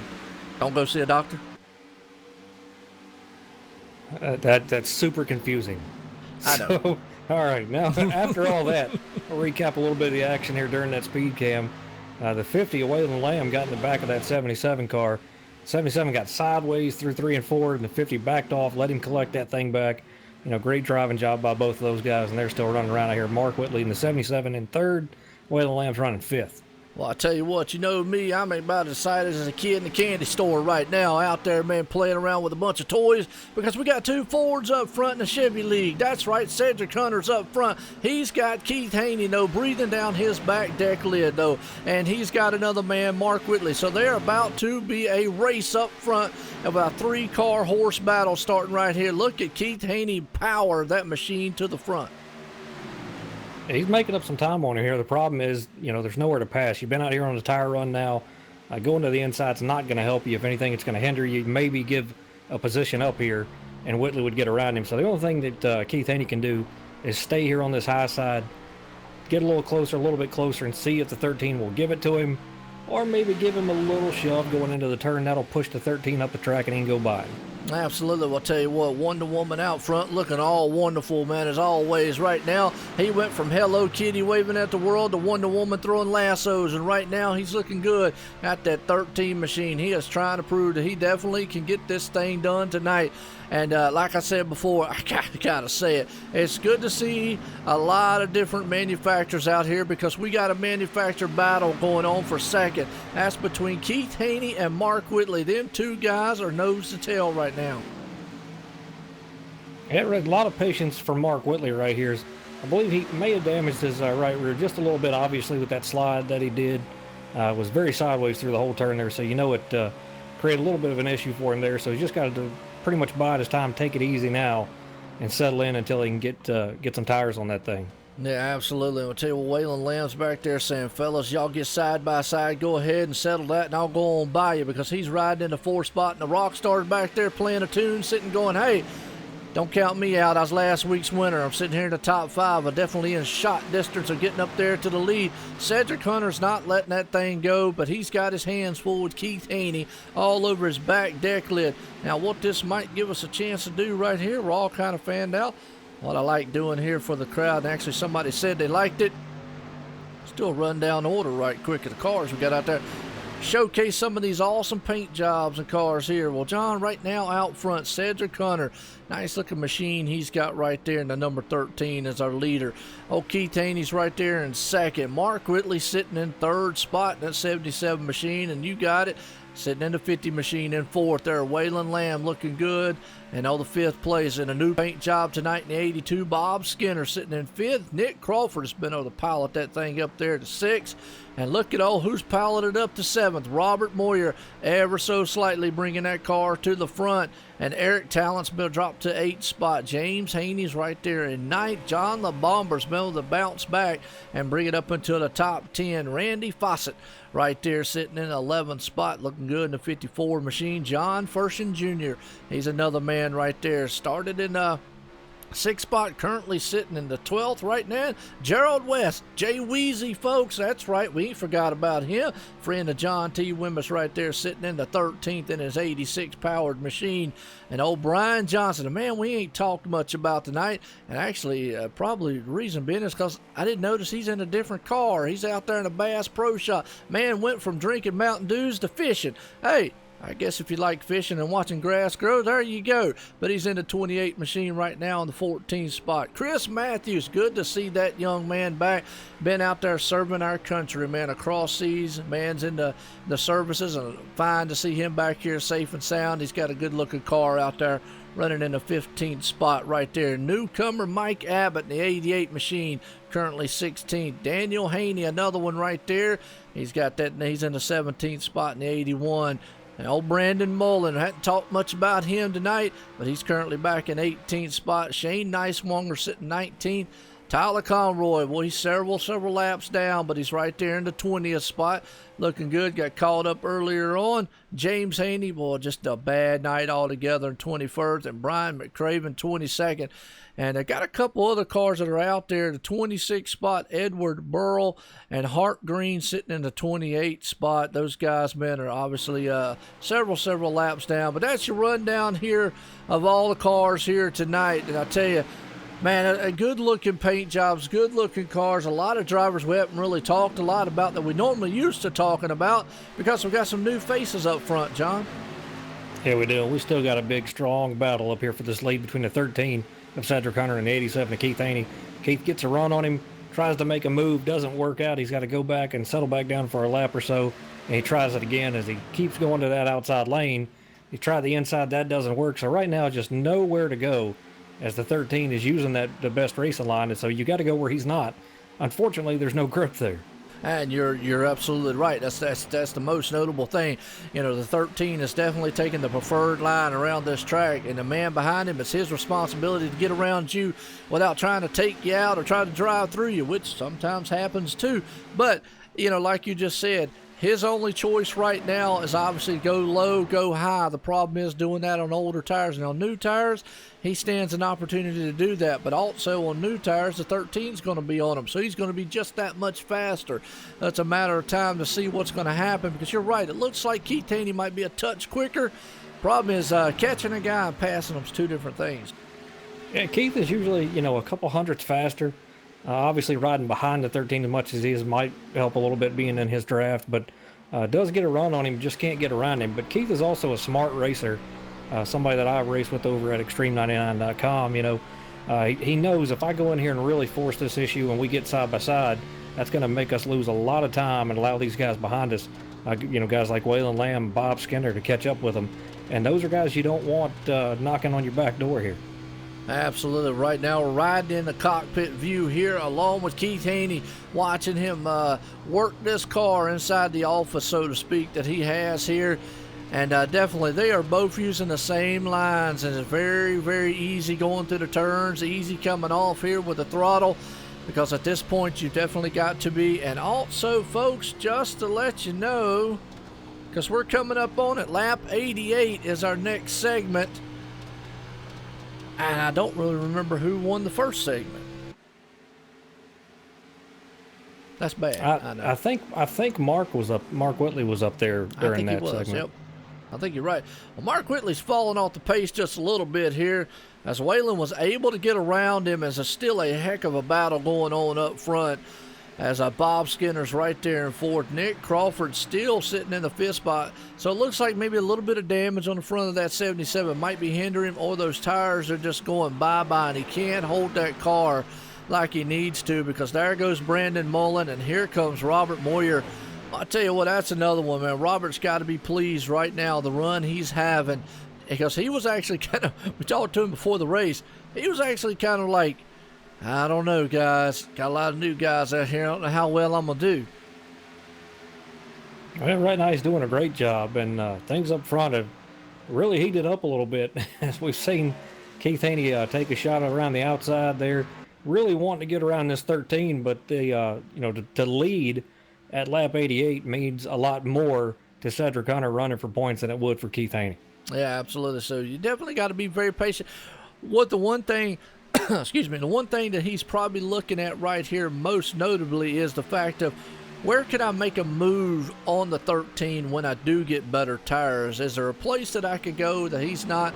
Is there a different line that I can come in? As we're seeing one of the lap down cars now, we're seeing actually what new tires versus old tires will do, as there goes the I believe that's the 59 machine. He's you know, a couple laps down, actually one lap down, so it's a 49 machine. Nice Shane Nicewanger is currently in 18th spot. So we're seeing what new tires versus old tires will do here on this track. Yeah, and the other thing, you know, Keith was trying to do, just staying on a guy's bumper and filling up his mirror. You can't help but look up there. You got to know where he is, and we saw that a couple times. Cedric threw a little bit of a block going down the backstretch to not let Keith get to the inside there, because if you get to the inside, you can push that guy up a little bit, make him go really high. He's got to back out of the throttle. You lose a ton of time. Now we see Keith going after it again. Problem is they got that lap car up there blocking him just a little bit. and Keith may be able to get to the inside now. Yeah, it is. He's going to try that inside lane. It's just the problem is he's got to be very careful. Even if they're side by side coming right there on the inside of him, he's got to have that to where he can slide up through the turn. So he knows that, because if he comes off that turn on the inside there of the 13 machine, he could end up sliding around himself or pushing up into it. But right now, Brandon Mullen, he's 3 laps down in the 19th spot, obviously on a different set of tires, and is able to pilot that machine up there. But now the 49 machine is obviously wanting his lap back here, one of them. And at some point, if he can't get around these guys, he's going to have to say, well, these are the leaders. I'm going to have to kind of let them go because, you know, he's going to take a danger of eventually, hopefully not, of getting into one of them.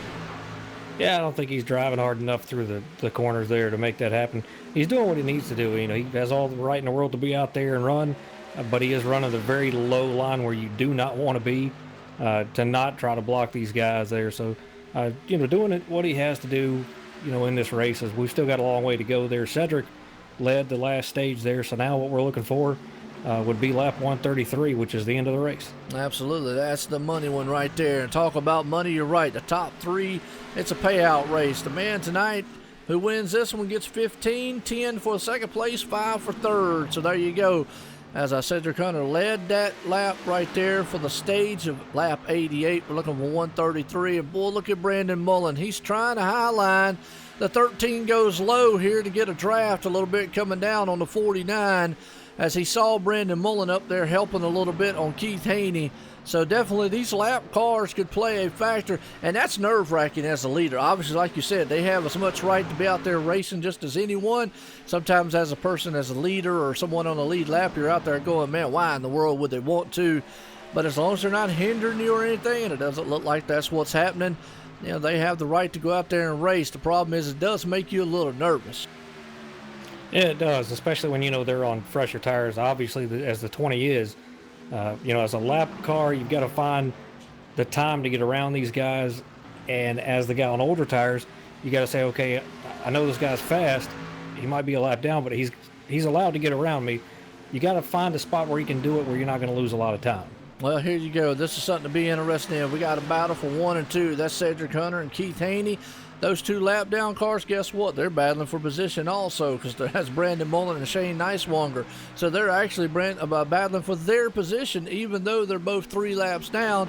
It's still for a position, 18th and 19th place. So you got to look at it that way. They're in their own little battle. But look at that 20 taking that high line. So that's what I was talking about there, John, is on new tires, you can make that work. As Cedric Hunter sees it, he didn't want to have that car on his outside for too long and let him go, and he drops right down in front of Keith Haney. Yeah, and I mean, the 20 is getting, you know, one of his laps back the hard way, so that's good for him. That would put him 2 laps down now. We still got a ways to go here. Anything could happen. Put him back on the lead lap, so you got to fight for it there.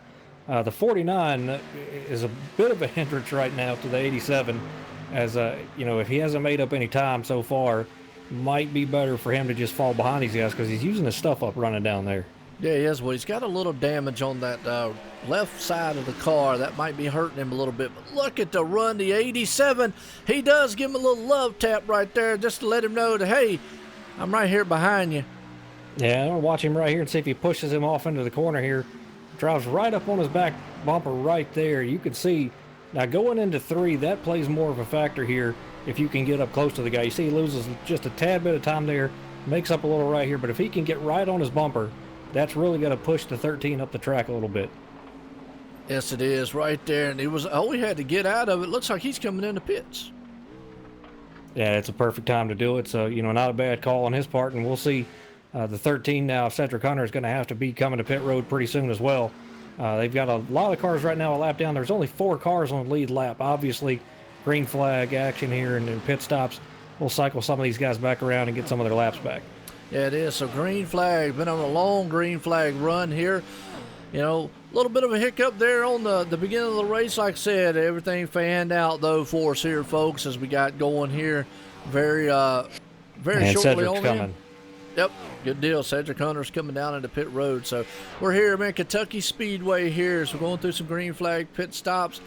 And tonight here for the RacinFreeks Sim Racing League, sponsored by Stock Car Racing Experience. Well, tonight, man, the title sponsors here, though, It's Cat, Connecticut Auto Transport here, is bringing this race to you live here tonight. As always, though, we're up here in the booth, man. OSRNetwork, man, definitely bringing this thing to you. YouTube, Twitch, Twitter. Oh, yeah, iRacing Live on the portal here. I want to appreciate everybody coming out, as it has been a good race so far. These guys, man, have been very, very racy up front, and that lets old Randy Fawcett take the point right now. Yeah, I think his name is Fayash. That's right, yeah, Fish. I always say Fawcett now. I don't know I'm going to why. say, okay. I don't know why. I do. I don't know where I'm getting the... I'm forgetting the why. That's what it is. Yeah, and we hope we're saying that right. He hasn't told us that we're wrong yet. So, but I know that Randy is a very good cup driver. Raced in some races with him before, and on the official side, he does a very good job there as well. So, watching Keith Haney now, as we knew he went into the pits, he's got around Waylon Lamb here for 6 spots. So coming back up through the field here, and we'll see Cedric in that 13 start making his way back up through here as well. All these guys in front of him here are going to have to pit.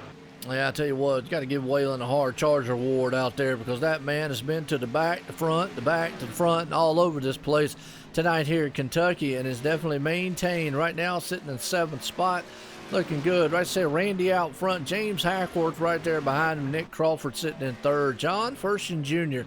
Know that man from USRL over there, man. Guys did an awesome job right there, and old Bob Skinner's been on to move that thing up to 4th spot. He's looking good, man, in his old Rockstar machine. Got a new paint job out there. Don't have the silhouette girls with the star on the front, but that's okay. Yeah, that's the Autobahn indoor speed shop or speed sim thing. They set up simulators and connect them all, and you can do iRacing and things like that. So they've got a bunch of sims in this place. But I know it's called Autobahn. Oh, okay. And it's a really cool deal, man. If you go to they're on Facebook. If you look them up there, it's pretty cool. And he's trying to get them to do a deal with him and be on that car for good, and for a little bit of money to help him out. So that means you got to give up what was on the hood before? Well, if you're trying to find a sponsor and get some money from them, then yeah. Well, I don't like it. then you give him money to run something. I know. I'm just saying. Put it back. I know. Hey, I understand that. That is cool, though. I mean, it is good because, me and you have talked about it a million times.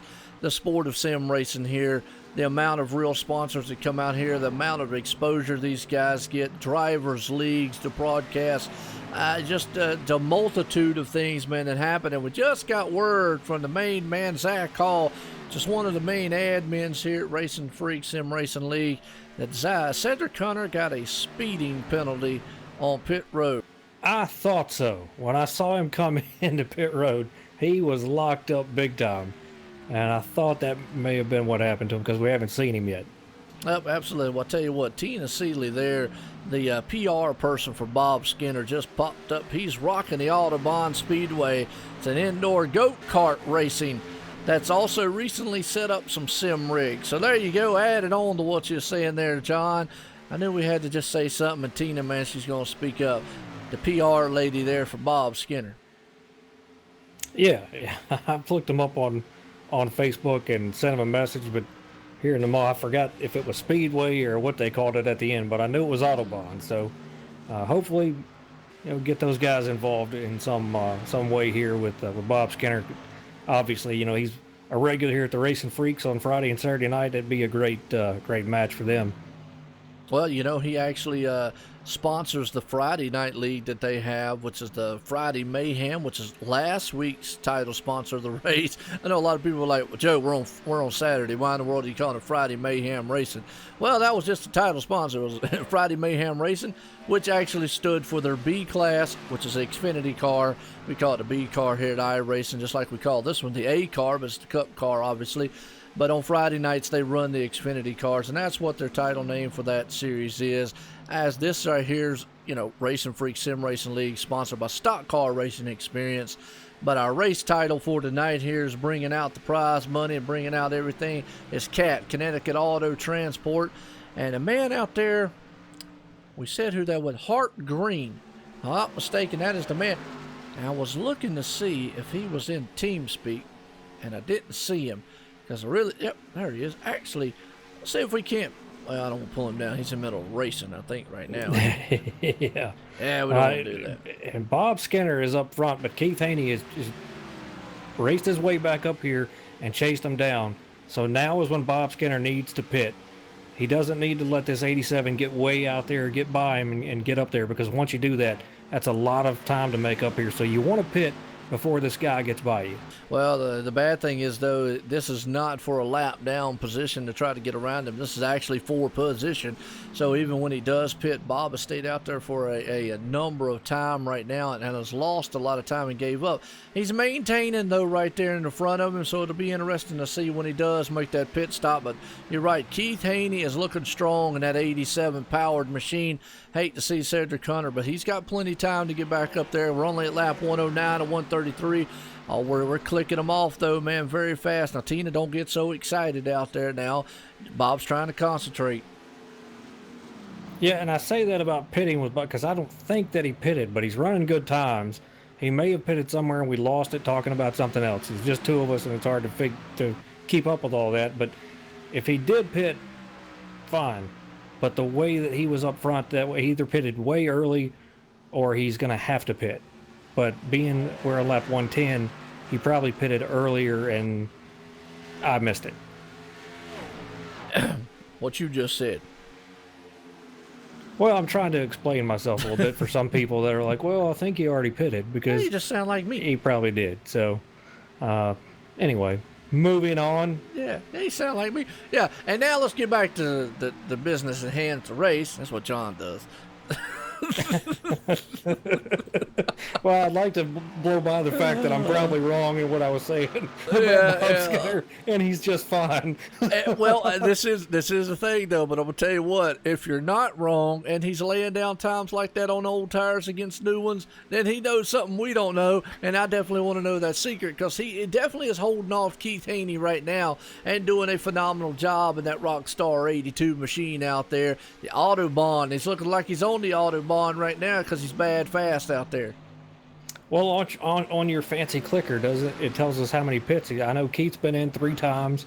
How many times has Bob been in?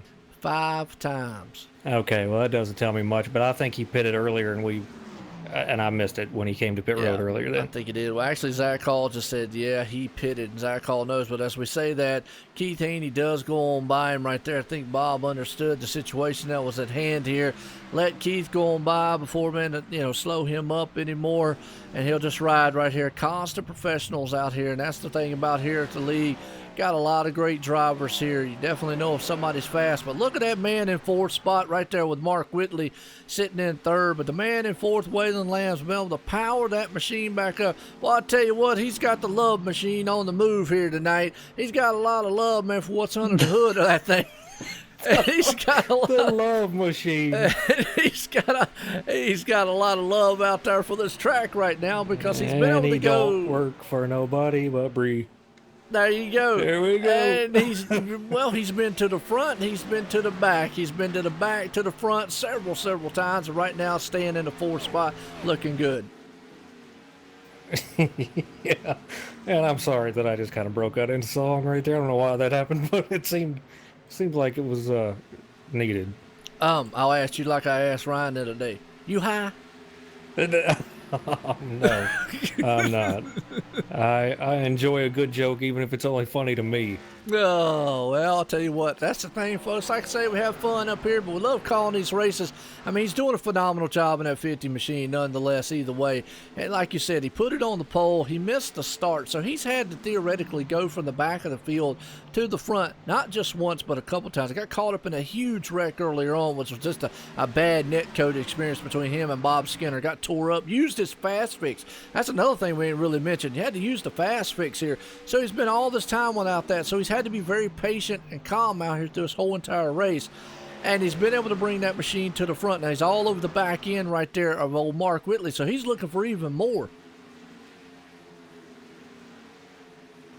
Yeah, Waylon Lamb is actually turning faster lap times than Mark Whitley. But again, going back to the issue of there's really nowhere for him to go. He needs to stay on that high side right there, put some pressure on that 77 because he's been a lot faster. But as long as there's no caution, I believe Keith Haney's going to have this one here because he's laying down some super fast times. Well, you're right. Keith Haney is definitely out there. Cedric Hunter's still just so far back. You know, it's going to take a caution or a miracle at some point, man, for somebody to run him down. Obviously, we're probably going to look at another green flag stop. I don't think these guys can go the entire distance without making a stop. When did they make that last stop, and how long was it? I just don't see them making. No, they're fine. They are fine? Okay. All right. Yep.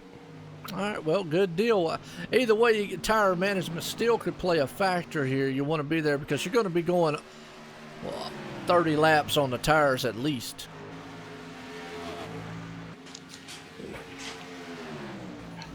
Yeah, I'm just reading some of the comments in the chat. John Marine. Yeah. He says I'm adding to my CD set out there. Yeah, the best of Joe-isms. And Mark Whitley's in the wall. Up there, just scraped it a little bit. Oh, man, a little bit of contact there between the 50 and 77. I believe more netcode than anything else, but he came down off of that hill. Oh, and there we go. And now the 50 goes in there and lays it to him a little bit. Yeah, but it was a good save job by the 77. Now, I think what happened there is Mark Whitley went up, bumped the wall, and that car, when it bumps the wall, it comes throwing down. The problem is the 50 was on the inside before his spotter told him, before he realized it. He was there, so he had to check up, and they got together. Waylon just drove that thing in there. They just barely bumped each other. But Waylon took that spot away there, like I say, man, and he went in there, gave him a love tap, so to speak. Yeah, the love machine gave the love tap. There you go. It's so much going on tonight. This is out of control. Yeah, well, a little kiss on the back there. No big deal. Okay. I'm just saying. Hey. Goodness gracious. It's a good race so far. Up front, Keith Haney is just laying down some awesome times. Bob Skinner right there in second. Waylon Lamb. And I want to apologize because Waylon did not go in there and lay it on the 77. He tried to stay out. There was netcode. There was a little bit of space between them there. And that's why you see the 77 has like so much damage, like he was killed. The netcode is what did that. Yep, absolutely. I'll tell you what's another one that's most notable here. The man sitting in sixth spot, Robert Moyer right there, looking very good. He's just been very patient, calm, cool, and collective, just not been in too much trouble of anything out there, just riding around. Going to bring that thing, and him and the Canada Dry Machine almost get together there. I'll tell you what, that car had to get off of it. Right now, sitting in sixth spot, look at that, Eric Talent. Right there in the seventh spot, been able to drive that number 5 up there, and Cedric Hunter's up to 8th. James Hackworth in 9th, and Randy Fayosh, there we go. He's sitting in the top 10. There you go. One shot, one kill. Got it. Absolutely. Well, it looked good in that cartoon Flintstone machine. Hope he's not on crack out there pedaling that thing around. Good Lord. I don't know what has happened, but for some reason you were... Oh, okay. Hey, I love it. You're going to have to make a whole CD of your stuff, and I don't know if it'll ever sell or not. We'll just... You know what we'll do is we'll take it and we'll just leave it in a store. People will be like, sir, you forgot this. No, I did not. That is for sale. That's right. Absolutely. Please alphabetize it. Yeah, there you go. Well, like I said, a good race here. We've got 11 cars on the lead lap right now. John Furston Jr. is the first car a lap down, sitting in the 12th spot. Brian Johnson, another one out there. He might think about going back to his Mountain Dew soda can machine. I missed that out there. Like I said before, he went from being a Coca-Cola or a Mountain Dew machine to a Bass Pro Shop machine. Man out there fishing, he might be a little bit too relaxed out there on the boat, man, trying to catch something, because he's not catching anything and having a hard time. He's lap down. He's on pit road right now, sitting in the 13th spot. Yeah, we're at the point in the tire run here where you're really not going to make up a lot of spots on anybody, even if you try to run it a little bit harder here. These cars, once the tires are gone, very hard to get grip and be able to be more aggressive with it. So you pretty much are where you are right now. But Keith Haney's still just the class of the field, laying down some great times here. He's got Bob Skinner back here, not really able to make up a whole lot of ground. Waylon back here, riding around by himself, got some space here. So just trying to finish this thing out. Absolutely. We're lap 126 to 133, folks. We're getting down here to to the go time, so to speak. But like And what we you said, have a caution. well, that's going to make everything, because 3, 4, 5, that's not going to end it either, folks. We definitely going to have a shootout. And I'm trying to figure out which car that was. It looks like, is that the 92? If it is, it'd be Chris Matthews. Yeah, it's a 92. I saw somebody down on the bottom of the apron there against that wall. All right, let's see. Let's go back And on that's the him. replay. All right, we'll go back on the replay here. Oh, right here we go.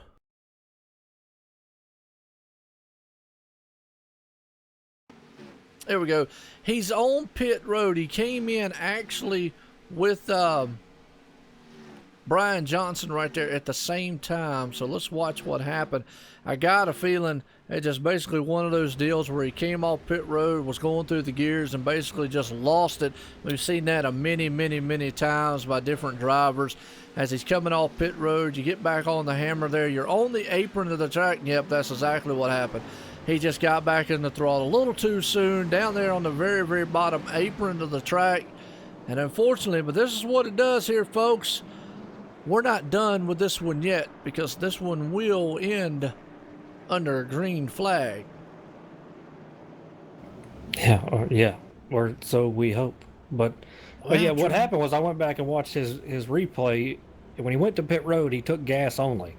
So he was on worn out tires, and he comes off of there and he just, jams the throttle, and that gets you spun around. When you're on old tires in these cars and you're on a flat area like that, you really got to be gentle with that throttle.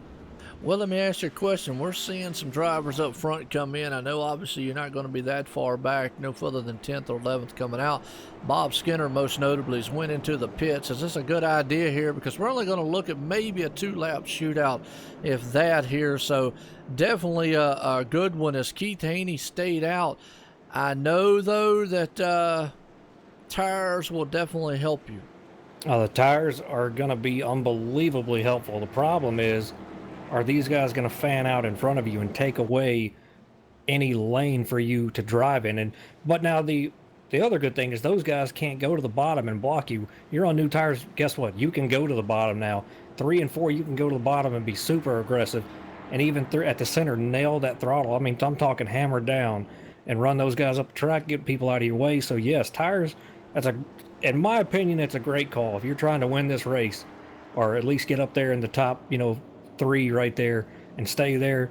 But obviously with a move like that for Bob Skinner, this is about trying to win the race. Yes, it is. Well, right now, the man out front, Keith Haney. Well, folks, want to appreciate you coming out here tonight as we're live. RacinFreeks Sim Racing League, sponsored by Stock Car Racing Experience. We're here for the Connecticut Auto Transport here at Kentucky Speedway. Tonight, Sparta, USA has been a thriller of a race here at 31 of some bad, fast drivers and bad, fast cars on a bad, fast Kentucky track here.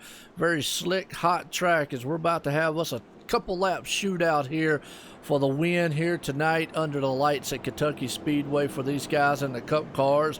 And again, we're here live on YouTube, Twitch, Twitter, and iRacing Live. Want to appreciate everybody coming out. Hey, if you like what you see, hit the like button, hit the sub button. If you don't like what you see, well, too bad. Too bad. Go buy a candy bar. But anyways, hey. John loves laughing. I do, man. I know it. It's terrible. It's all right, though. It's all right. That's why I like good. doing it. It's good medicine, so they say. It's good for the soul. I'm the funniest person that I know. Well, here's the thing. I saw Bob Skinner come into the pits. I thought that was Bob Skinner. It might have been another car that looked like his that I was mistaken it for. But I thought he came into pits, but he's still in third. I don't know how that worked out. Maybe I missed it. It was another car out there that looked like he came down pit road, but you know what happened the next lap? Everybody else did when they saw that he did. So that put him back in front of those guys. Ooh, I tell you what, if he's on 4 tires sitting behind Keith Haney, Waylon Lamb, and Cedric Hunter, who did not pit, wow, that might be the move of the race right there from the rock star. He's looking to make this thing 2 weeks in a row here. Folks, hang on to your hats. About to get interesting here at Kentucky because it ain't over with yet. No, he's going to make it interesting here because the restart is going to be the key for him. And you're getting through 1 and 2. he can get down to the bottom, be very, very aggressive with the throttle, while the 87 and the 50 cannot. Problem is, are they going to block and take that room away and think, he's going to lift? Bob Skinner's a great racer, and he's very professional, but I would wreck my grandma to win a race. Well, I tell you, we'll see what happens. Let's bring this up. He has time. It's not like it's going to be a one-lap shootout. He actually has almost 2 to 3 laps, so he doesn't have to make that move all up in the first lap. He can be very patient and watch what these guys do up here. Don't let them get too far ahead of him. Don't let anybody get on the inside or outside of him. So he doesn't have to be all that aggressive here, but either way, we're about to find out what's going to be done. First time we ever disagree on anything, because the guys behind him are on tires. Well, that's true. Here we go. Well, here it is. We'll settle this score right now. See what happens as the pace car's in. It's going to be lap 131 to 133. It's go time. Let's see. Keith Haney definitely gets a jump out there. Bob Skinner gets a good run. He's on the inside of the 50. He's going to have better tires going in that turn one and be able to hold that car. I think the better tires, because here comes Nick Crawford along with him. The 3 wide behind them as a battle for the lead. Whalen's in the wall. And there's a big wreck. The 4 and the 13 get together with the 82 up front. This is going to end it. And Bob Skinner is going to take this race away in a win nonetheless tonight. Folks, let's go back on the replay of the start of that race, because it was wild. Just like what we talked about, the new tires prevailed, and it was a masterful move right there. But let's watch what happened to the man right there. And old Robert Moyer was up front too. Look at that 3 wide run. Waylon Lamb in the wall up there, tried to stay. Keith Haney there. Oh, Cedric Hunter and Nick Crawford got together in the backside. But Bob Skinner, the rock star, made the pass of the race and pushed it to the front and is going to win this one. Tina, calm down. It'll be okay. Quit running around the neighborhood. Yeah, unfortunately, the 4 right there, pushing up the track super, super tight. The reason that happened is being on new tires, you can go through that corner and be very aggressive.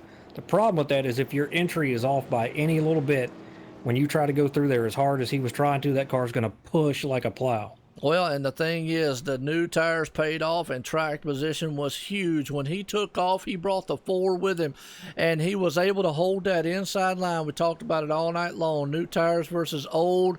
I mean, it's pretty much Keith was a sitting duck up there. He's going to finish this one out in second spot. Mark Whitley right there in third. But that man up front, the rock star, has got to be speechless. And wow, 2 in a row, John. He won last week. He's winning again tonight.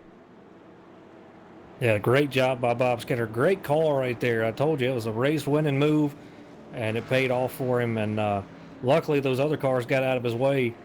I don't think that he would have been able to pull it off right there. Obviously, with that wreck happening, could have been caught up in that. So everything worked out for him. Great run by Keith Haney, Mark Whitley, and Robert Moyer with a top 5 finish, coming home in 4th. Yes, he is. Robert Moyer right there in 4th. Now, another thing we noticed, Nick Crawford came with Bob Skinner. He didn't try to dive on the inside. He was on new tires, too, so that helped out Bob a lot, that he didn't try to force the issue, to battle along with him, and rode behind him to the front. Problem is him and old Cedric Hunter got tangled up. Cedric Hunter got a little bit high, and they both got into each other right there, and unfortunately what brought out the caution here to end this one. But boy, what a thriller here for the RacinFreeks Sim Racing League, sponsored by Stock Car Racing Experience here at Kentucky Speedway for the Connecticut Autos Transport race. Man, this was awesome. Bob Skinner's bringing home the money tonight, because he's got the money one here as he comes across the line for one more time. Keith Haney tried everything he could do. He's going to bring it home in second tonight. Mark Whitley's going to be right there in third. Wow, what a finish to an awesome race. Yeah, these guys did a great job. Yeah, I told you, once they got settled down, figured out what these cars could do, we'd see a great race, and we did. A lot of strategy involved as well. So great run by these guys. Very entertaining race here. Appreciate Connecticut Auto Transport coming on board with these guys here tonight. And hope everybody enjoyed this one, because that was a good race right there. Awesome job by Bob Skinner. Yeah, it was. If you wanted to see some awesome Cup-style racing. Some very good professionalism going on. You definitely saw it right here. These guys, man, put on a show from the checker flag, or from the green flag to the checker flag, excuse me. It was awesome. But that man out there has got to be ecstatic. He won at Daytona last week where he figured, hey, look, I've had a lot of success at plate tracks, but tonight he broke that curse, so to speak, and he came out here the winner here at Kentucky and has pulled it off for 2 in a row. Wow. Bob Skinner. And also got, this might help him out with that sponsorship deal, by the way. Oh, absolutely. They're going to be getting information about this as well. Yes, they will. I'm trying to help him out. Yeah, well, we're trying to help him out, too. Hey, folks, Autobahn, whoever y'all call yourself, we had a lot of viewers see him win the race and bring that racing move here tonight. So, Keith Haney's another man who did an exceptional job all night long. So did Robert Moyer. Did a phenomenal job. And I'm trying to look for old Keith Haney here in the team speak. Do you see him? He may not be in here. Remember, it was pretty full, so some guys weren't able to come in here. Okay. Well, if Robert can get a hold of it, if Zach hears me on the stream, Zach, let Keith know if he could pop up here in the team suite. We'll get a talk to him. And while we're waiting, we can go ahead and let's get a talk with old Mark Whitley, because that's our third place man tonight. Hey, Mark Whitley, it's John Wembish and Joe White in the booth. You had a copy? Yeah, I got you. Well, Mark, it's pretty exciting race. I know it had some growing pains there in the beginning stages there, but I knew once everybody got settled down, figure out what these cars can and can't do, we'd see some of you fast guys back up front. It looked like you had the fastest car tonight, practice qualifying in the race. But it looked like, some of the cautions or maybe green flag pit stops didn't play in your favor to chase these guys back down. Tell us a little bit about your race there and how things played out at the end. Yeah, well, I had a good car in practice. Qualified, tied the pole sitter, so however you want to call that. Then I guess he forgot to grid up, and then I had a battle with Zach there. It was pretty good. I mean, the car was pretty good on the long run. Normally my car seems to fade on the long run, but it seemed to hold together, and then got caught up in a few times with a few certain somebodies. I'm not going to name names, but had to save the car a few times. Had to dig down in my dirt racing roots for a little help with that. Probably made it a little exciting, but I knew when that caution came out, I had a chance. I was sitting fourth. I was out of the money at that point, so I decided, why not go ahead and take tires and hope for the best. And then I could have swore I was in front of the second place car, but sometimes the iRacing guys just don't want to give it to you. But it was all around a good race. Yeah, we saw a lot of issues with netcode and people losing connection some, so I'm sure Robert will go take a look at that for you, man. But again, it was a pleasure watching your race, man. I saw you dirt tracking it around out there, and you did a great job. You're very good with car control. We've seen that many times, but especially here, that's very hard to do. So good finish for you tonight. You get a little bit of money out of it. And anybody out there you want to thank tonight? Yeah, just Robert, Hart Green for putting the money up for tonight. That was pretty cool. My parents, girlfriend, and shout out to TN Designs for the awesome G-Force paint scheme I was running out there. Thing looked sharp. All right, bud. It was a pleasure to watch your race as always, man. We'll see you in the next one. All right, thank you. Well, I tell you what, man, it definitely was an awesome finish there for that man. But another guy, well, I can't get a hold of Keith Haney here. He did finish in second spot, and if we can't get a hold of him tonight, we'll obviously get a hold of him, man, next week here and definitely get a talk with him. But I did bring up our fourth place man, Robert Moyer here. Let's get a talk with him because I know he's going to be ecstatic in that number 16 machine. I'll let you get a talk with him, John, because he was able to pilot that thing from the back to the front to finish fourth here tonight. Hey, Robert, this is John and Joe in the booth. You got a copy? I bet he stepped away. He might have. Well, we'll put him back down in the interview room. I definitely want to get a chat with him. But let me go on down here to Obviously, Victory Lane, another happy camper here. Bob Skinner, the rock star here. And I think Zach just said, unfortunately, Keith left the server. He might have stepped away. Hate to see it. Like I say, we'll get a heads up with him here next week, because Keith Haney did put that machine, dominated a lot of the race tonight. Looked very good in the 87, so we want to give our hats off to that man. And I'll even get up with him probably this Thursday or so when I see him at Extreme and say, hey, man, I want to get a talk with you at those Racing Freaks. But I'm going to head off down here to Victory Lane, because tonight's winner, that 82 machine, the Autobahn car, definitely looked like he was racing on the Autobahn. Bob Skinner. Bob Skinner, Joe White in the booth.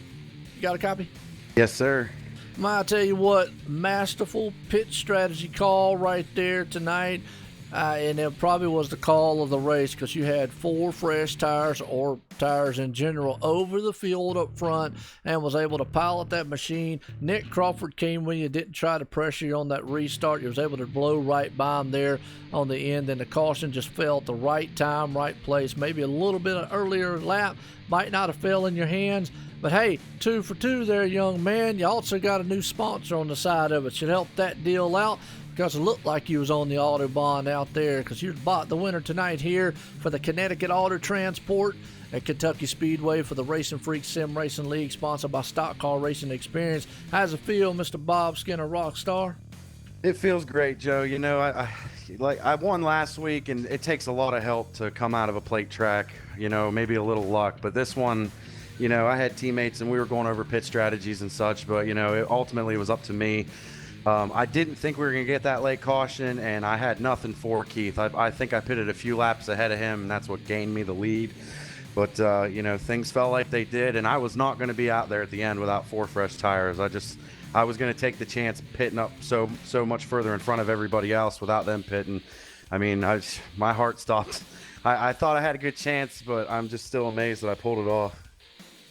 All right, we got to hear it again in the background. Is Tina excited?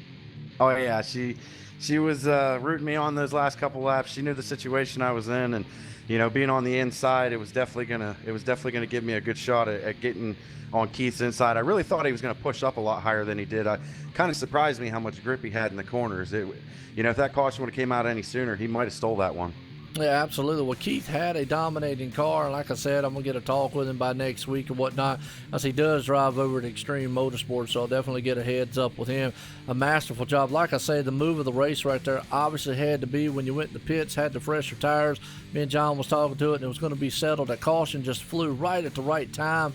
A little bit earlier, like you said, probably wouldn't have paid off. He would have been just right behind him, but definitely was able to drive that bad, fast machine, and I tell you what, I know she's thrilled to death back there, probably doing the cartwheels all over the neighborhood.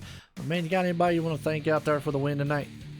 Yeah, probably a laundry list here, but I want to thank all the new drivers. I know we got a little bit of a rough start, but I'm real proud of everybody for settling down and getting a good green flag run in there, doing some green flag stops. You know, Robert and Zach, we put in so much work, and the driver count really, it speaks volumes as far as I'm concerned. Everything is going great. Cedric and Brandon are 2 of the greatest teammates. I couldn't thank them enough. They really helped me through situations like that at the end, and I've learned so much from them. I just want to thank everybody. Thank you, Joe. You do a great job. I do so much to promote you, because it's you guys are what makes our races so amazing. Your commentary and banter back and forth makes me chuckle sometimes. So I really appreciate you guys, and iRacing. I know we have net code issues, and there was a pretty bad one there. I want to go back and see it, because I know I was involved in it, and I feel terrible about it. But I kind of heard over my shoulder you guys were saying there was like 3 foot of gap or something, and it was a horrible net code. So I'm real sorry for everybody that got involved in that wreck. I was trying to settle down. I was feathering the throttle through that turn, just wanting to get to the high line when it opened, and unfortunately that car came around and probably ruined a lot of good race cars. So you know, there's ups and downs. Fortunately, I came out on the right end of this one. I know I've certainly been on the other end of it a few times myself, so just want to thank everybody. What a great race. I'm proud to be here. Absolutely. I'll tell you what it was. And you're speaking of the incident between you and Waylon. Yeah, from our angle perspective, obviously from what y'all saw, it looked like y'all got together. But from the angle we hear, definitely netcode. Something you can't control. It's an online sim, just like anything else. You know, you just can't control some things. As far as the rough start to this race, hey, look, a lot of the things out there just look like a product of this track car. I mean, this thing it's not that easy of a track to drive, and getting down there on the apron or whatnot of these cars just get out from under you. But fanned out, awesome race from the green flag to the checker. Definitely want to say that. Had a good turnout here. The viewers loved it. I loved it. And if you want to get chuckles, definitely John was laughing up a Cool Breeze and everybody else was. So go back and watch. We definitely got some good ones out there for you. But again, congratulations on the win tonight for the Connecticut Auto Transport race here at Kentucky Speedway with the RacinFreeks Sim Racing League, sponsored by Stock Car Racing Experience. Folks, is Bob Skinner, the rock star. Thank you, Joe. Appreciate it. Well, I tell you what, we do got the main man up here, and he methodically moved that machine from the back to the front. Wanted to get a shout out to him here. Robert Moyer switched from a Toyota to a Ford and brought that thing to the front. Actually, I think it's probably one of the, not quite the debut of it. I think it's the second time running, but was able to pilot that thing to a 4th place finish. Robert, how you doing? Good. How's everybody doing out there? Oh, we're doing wonderful, and I tell you what, it was an awesome race out here tonight at Kentucky. I tell you, it definitely was one of those races that me and John were on the edge of our seats watching, and from the green flag on. I liked it. A lot of things. Pretty much this race brought everything you liked. You know, we had cautions, long green flag. We had great battles on the track. A lot of great drama there at the end. Great battle for the leads. It was just everything somebody could hope for throughout a whole entire race. And then we saw you piloting that machine. Just you just patiently was bringing them up through the field there. What was you thinking throughout the race? Save tires, save tires, save tires. All right, man, a few words right there. Save tires, folks. You heard it first from That's Robert about Moyer. it. Save tires. Yep. Overall, yeah, we had some new guys come in. I appreciate all the new signups that came in. I appreciate you guys. I changed from Toyota to a Ford. I like the engine sound better. I can hear the tires better. And I just worked myself up through the field. And when we had that last restart, I went in and got tires, and the top 3 didn't. And I thought, I might have a shot at this. And when I seen them spin, I thought, oh, I'm actually going to get a 3rd place against these guys. But it didn't happen. But, hey, we'll push on and go on next week. Well, I tell you what, a 4th place coming from, I think it was 20-some position tonight is nothing to hang your head about, because you definitely had an awesome car to bring it here. And a tough track, Kentucky. It's not the easiest in the world to drive. I like the track. You definitely got to be to me, it reminds me of a mini Michigan, so to speak. You have to have that right line around here. If not, you get too far one way, you go loose. Too far another one, you get too tight. So you got to be in that fine line between there. But, hey, got anybody you want to thank tonight for the awesome finish? Again, I just want to thank all the viewers, everybody that comes out and watches and supports you guys, OSRNetworks. I want to thank my admins that all the work and time and we put into this throughout the week. If it wasn't for them, we wouldn't be where we are today. That's about it. I'd like to also, just my one last shout out is the sponsors that help make this happen. So. Yeah, absolutely. That would be Stock Car Racing Experience, by the way. Correct. And also tonight's other sponsor, Connecticut Auto Transport. Yep, them guys. I appreciate them very much. Absolutely. As always, we do too here, man. Me and John up here in the booth. Again, congratulations for that 4th place finish there, Robert. Thank you very much. Well, I'll tell you what, John, let's get a rundown order here for the results, because that man, Bob Skinner, 2 for 2 here. In the last weeks, he has pulled it off here tonight at Kentucky. The man out front, Bob Skinner, is the winner tonight. Keith Haney in 2nd. Mark Whitley there in 3rd. Robert Moyer, we just talked to him, rounding out in 4th. James Hackworth in 5th. Randy Fayosh right there in 6th. Eric Talent in 7th. A newcomer there. Good finish for him. John LeBomber been able to bounce back, finishing 8th. Cedric Hunter there in 9th. And John Ferson Jr. rounds out the top 10. And Nick Crawford in 11th. Mike Abbott 12th. Brian Johnson 13th. Gerald J. Wheezy West in 14th. Waylon Boo Lamb had a bad little run there. Got up in the wall, and actually that kicked him because of the count, his incident count. So he winds up in 15th. Shane Nicewanger 16th. Brandon Mullen 17th. Chris Matthews 18th. Daniel Haney 19th. And Tyler Conroy 20th. And at 21st, we got Brian McCraven right there to Edward Burrow. Edward Burrow right there in 22nd. James Haney 23rd. Cody Tabor 24th. Corey Blevins 25th, Jalen Parker 26th, Tom Drilling 27th, Hart Green 28th, Zach Hall 29th, and Donovan McCart rounds up the top 30. And last we got the 57 of Jeff Gilmore. Had a very rough start to his race there. Got caught up in a lot of stuff in the beginning. It did. It was a good field here. 31 bad. Fast Machines here in Kentucky here for the Connecticut Auto Transport race here tonight for RacinFreeks Sim Racing League, sponsored by Stock Car Racing Experience. Folks, I hope you enjoyed it. From the green flag here to the checker, we had a little bit of everything in this race. You know, had some wrecks out there, had some long green flag run, great battle for the lead up there, and an awesome thrilling finish to this one, and a great masterful call out there for Bob Skinner to pull off this win here tonight, and a thriller at the end. And you got any final words, John? It's just a great race. Turned out to be one like I expected. You know, night race at Kentucky, a lot of great racing and just patience.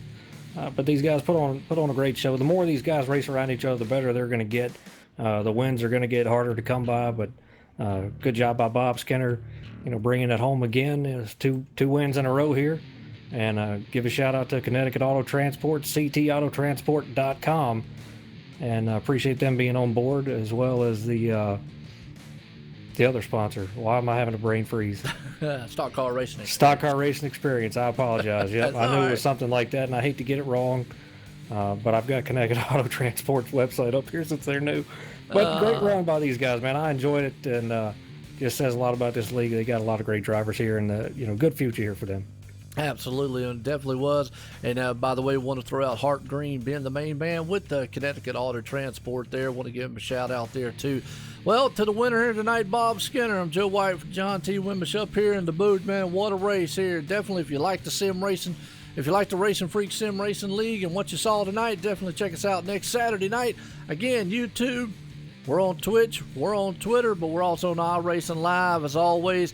And if you're looking for a good league and you like driving a cup car and you think you can handle that monster machine, you ain't got nothing else to do, hit up Robert Moyer right there in company on RacinFreeks and iRacing Leagues on Facebook. Tell them, say, hey, Joe sent you, or John sent you, or somebody sent you. Doesn't really matter. Come out here and check these guys out because it's a good time. A lot of great competitors out here. Awesome racing. Until then, we'll see you again. Appreciate everybody coming out tonight.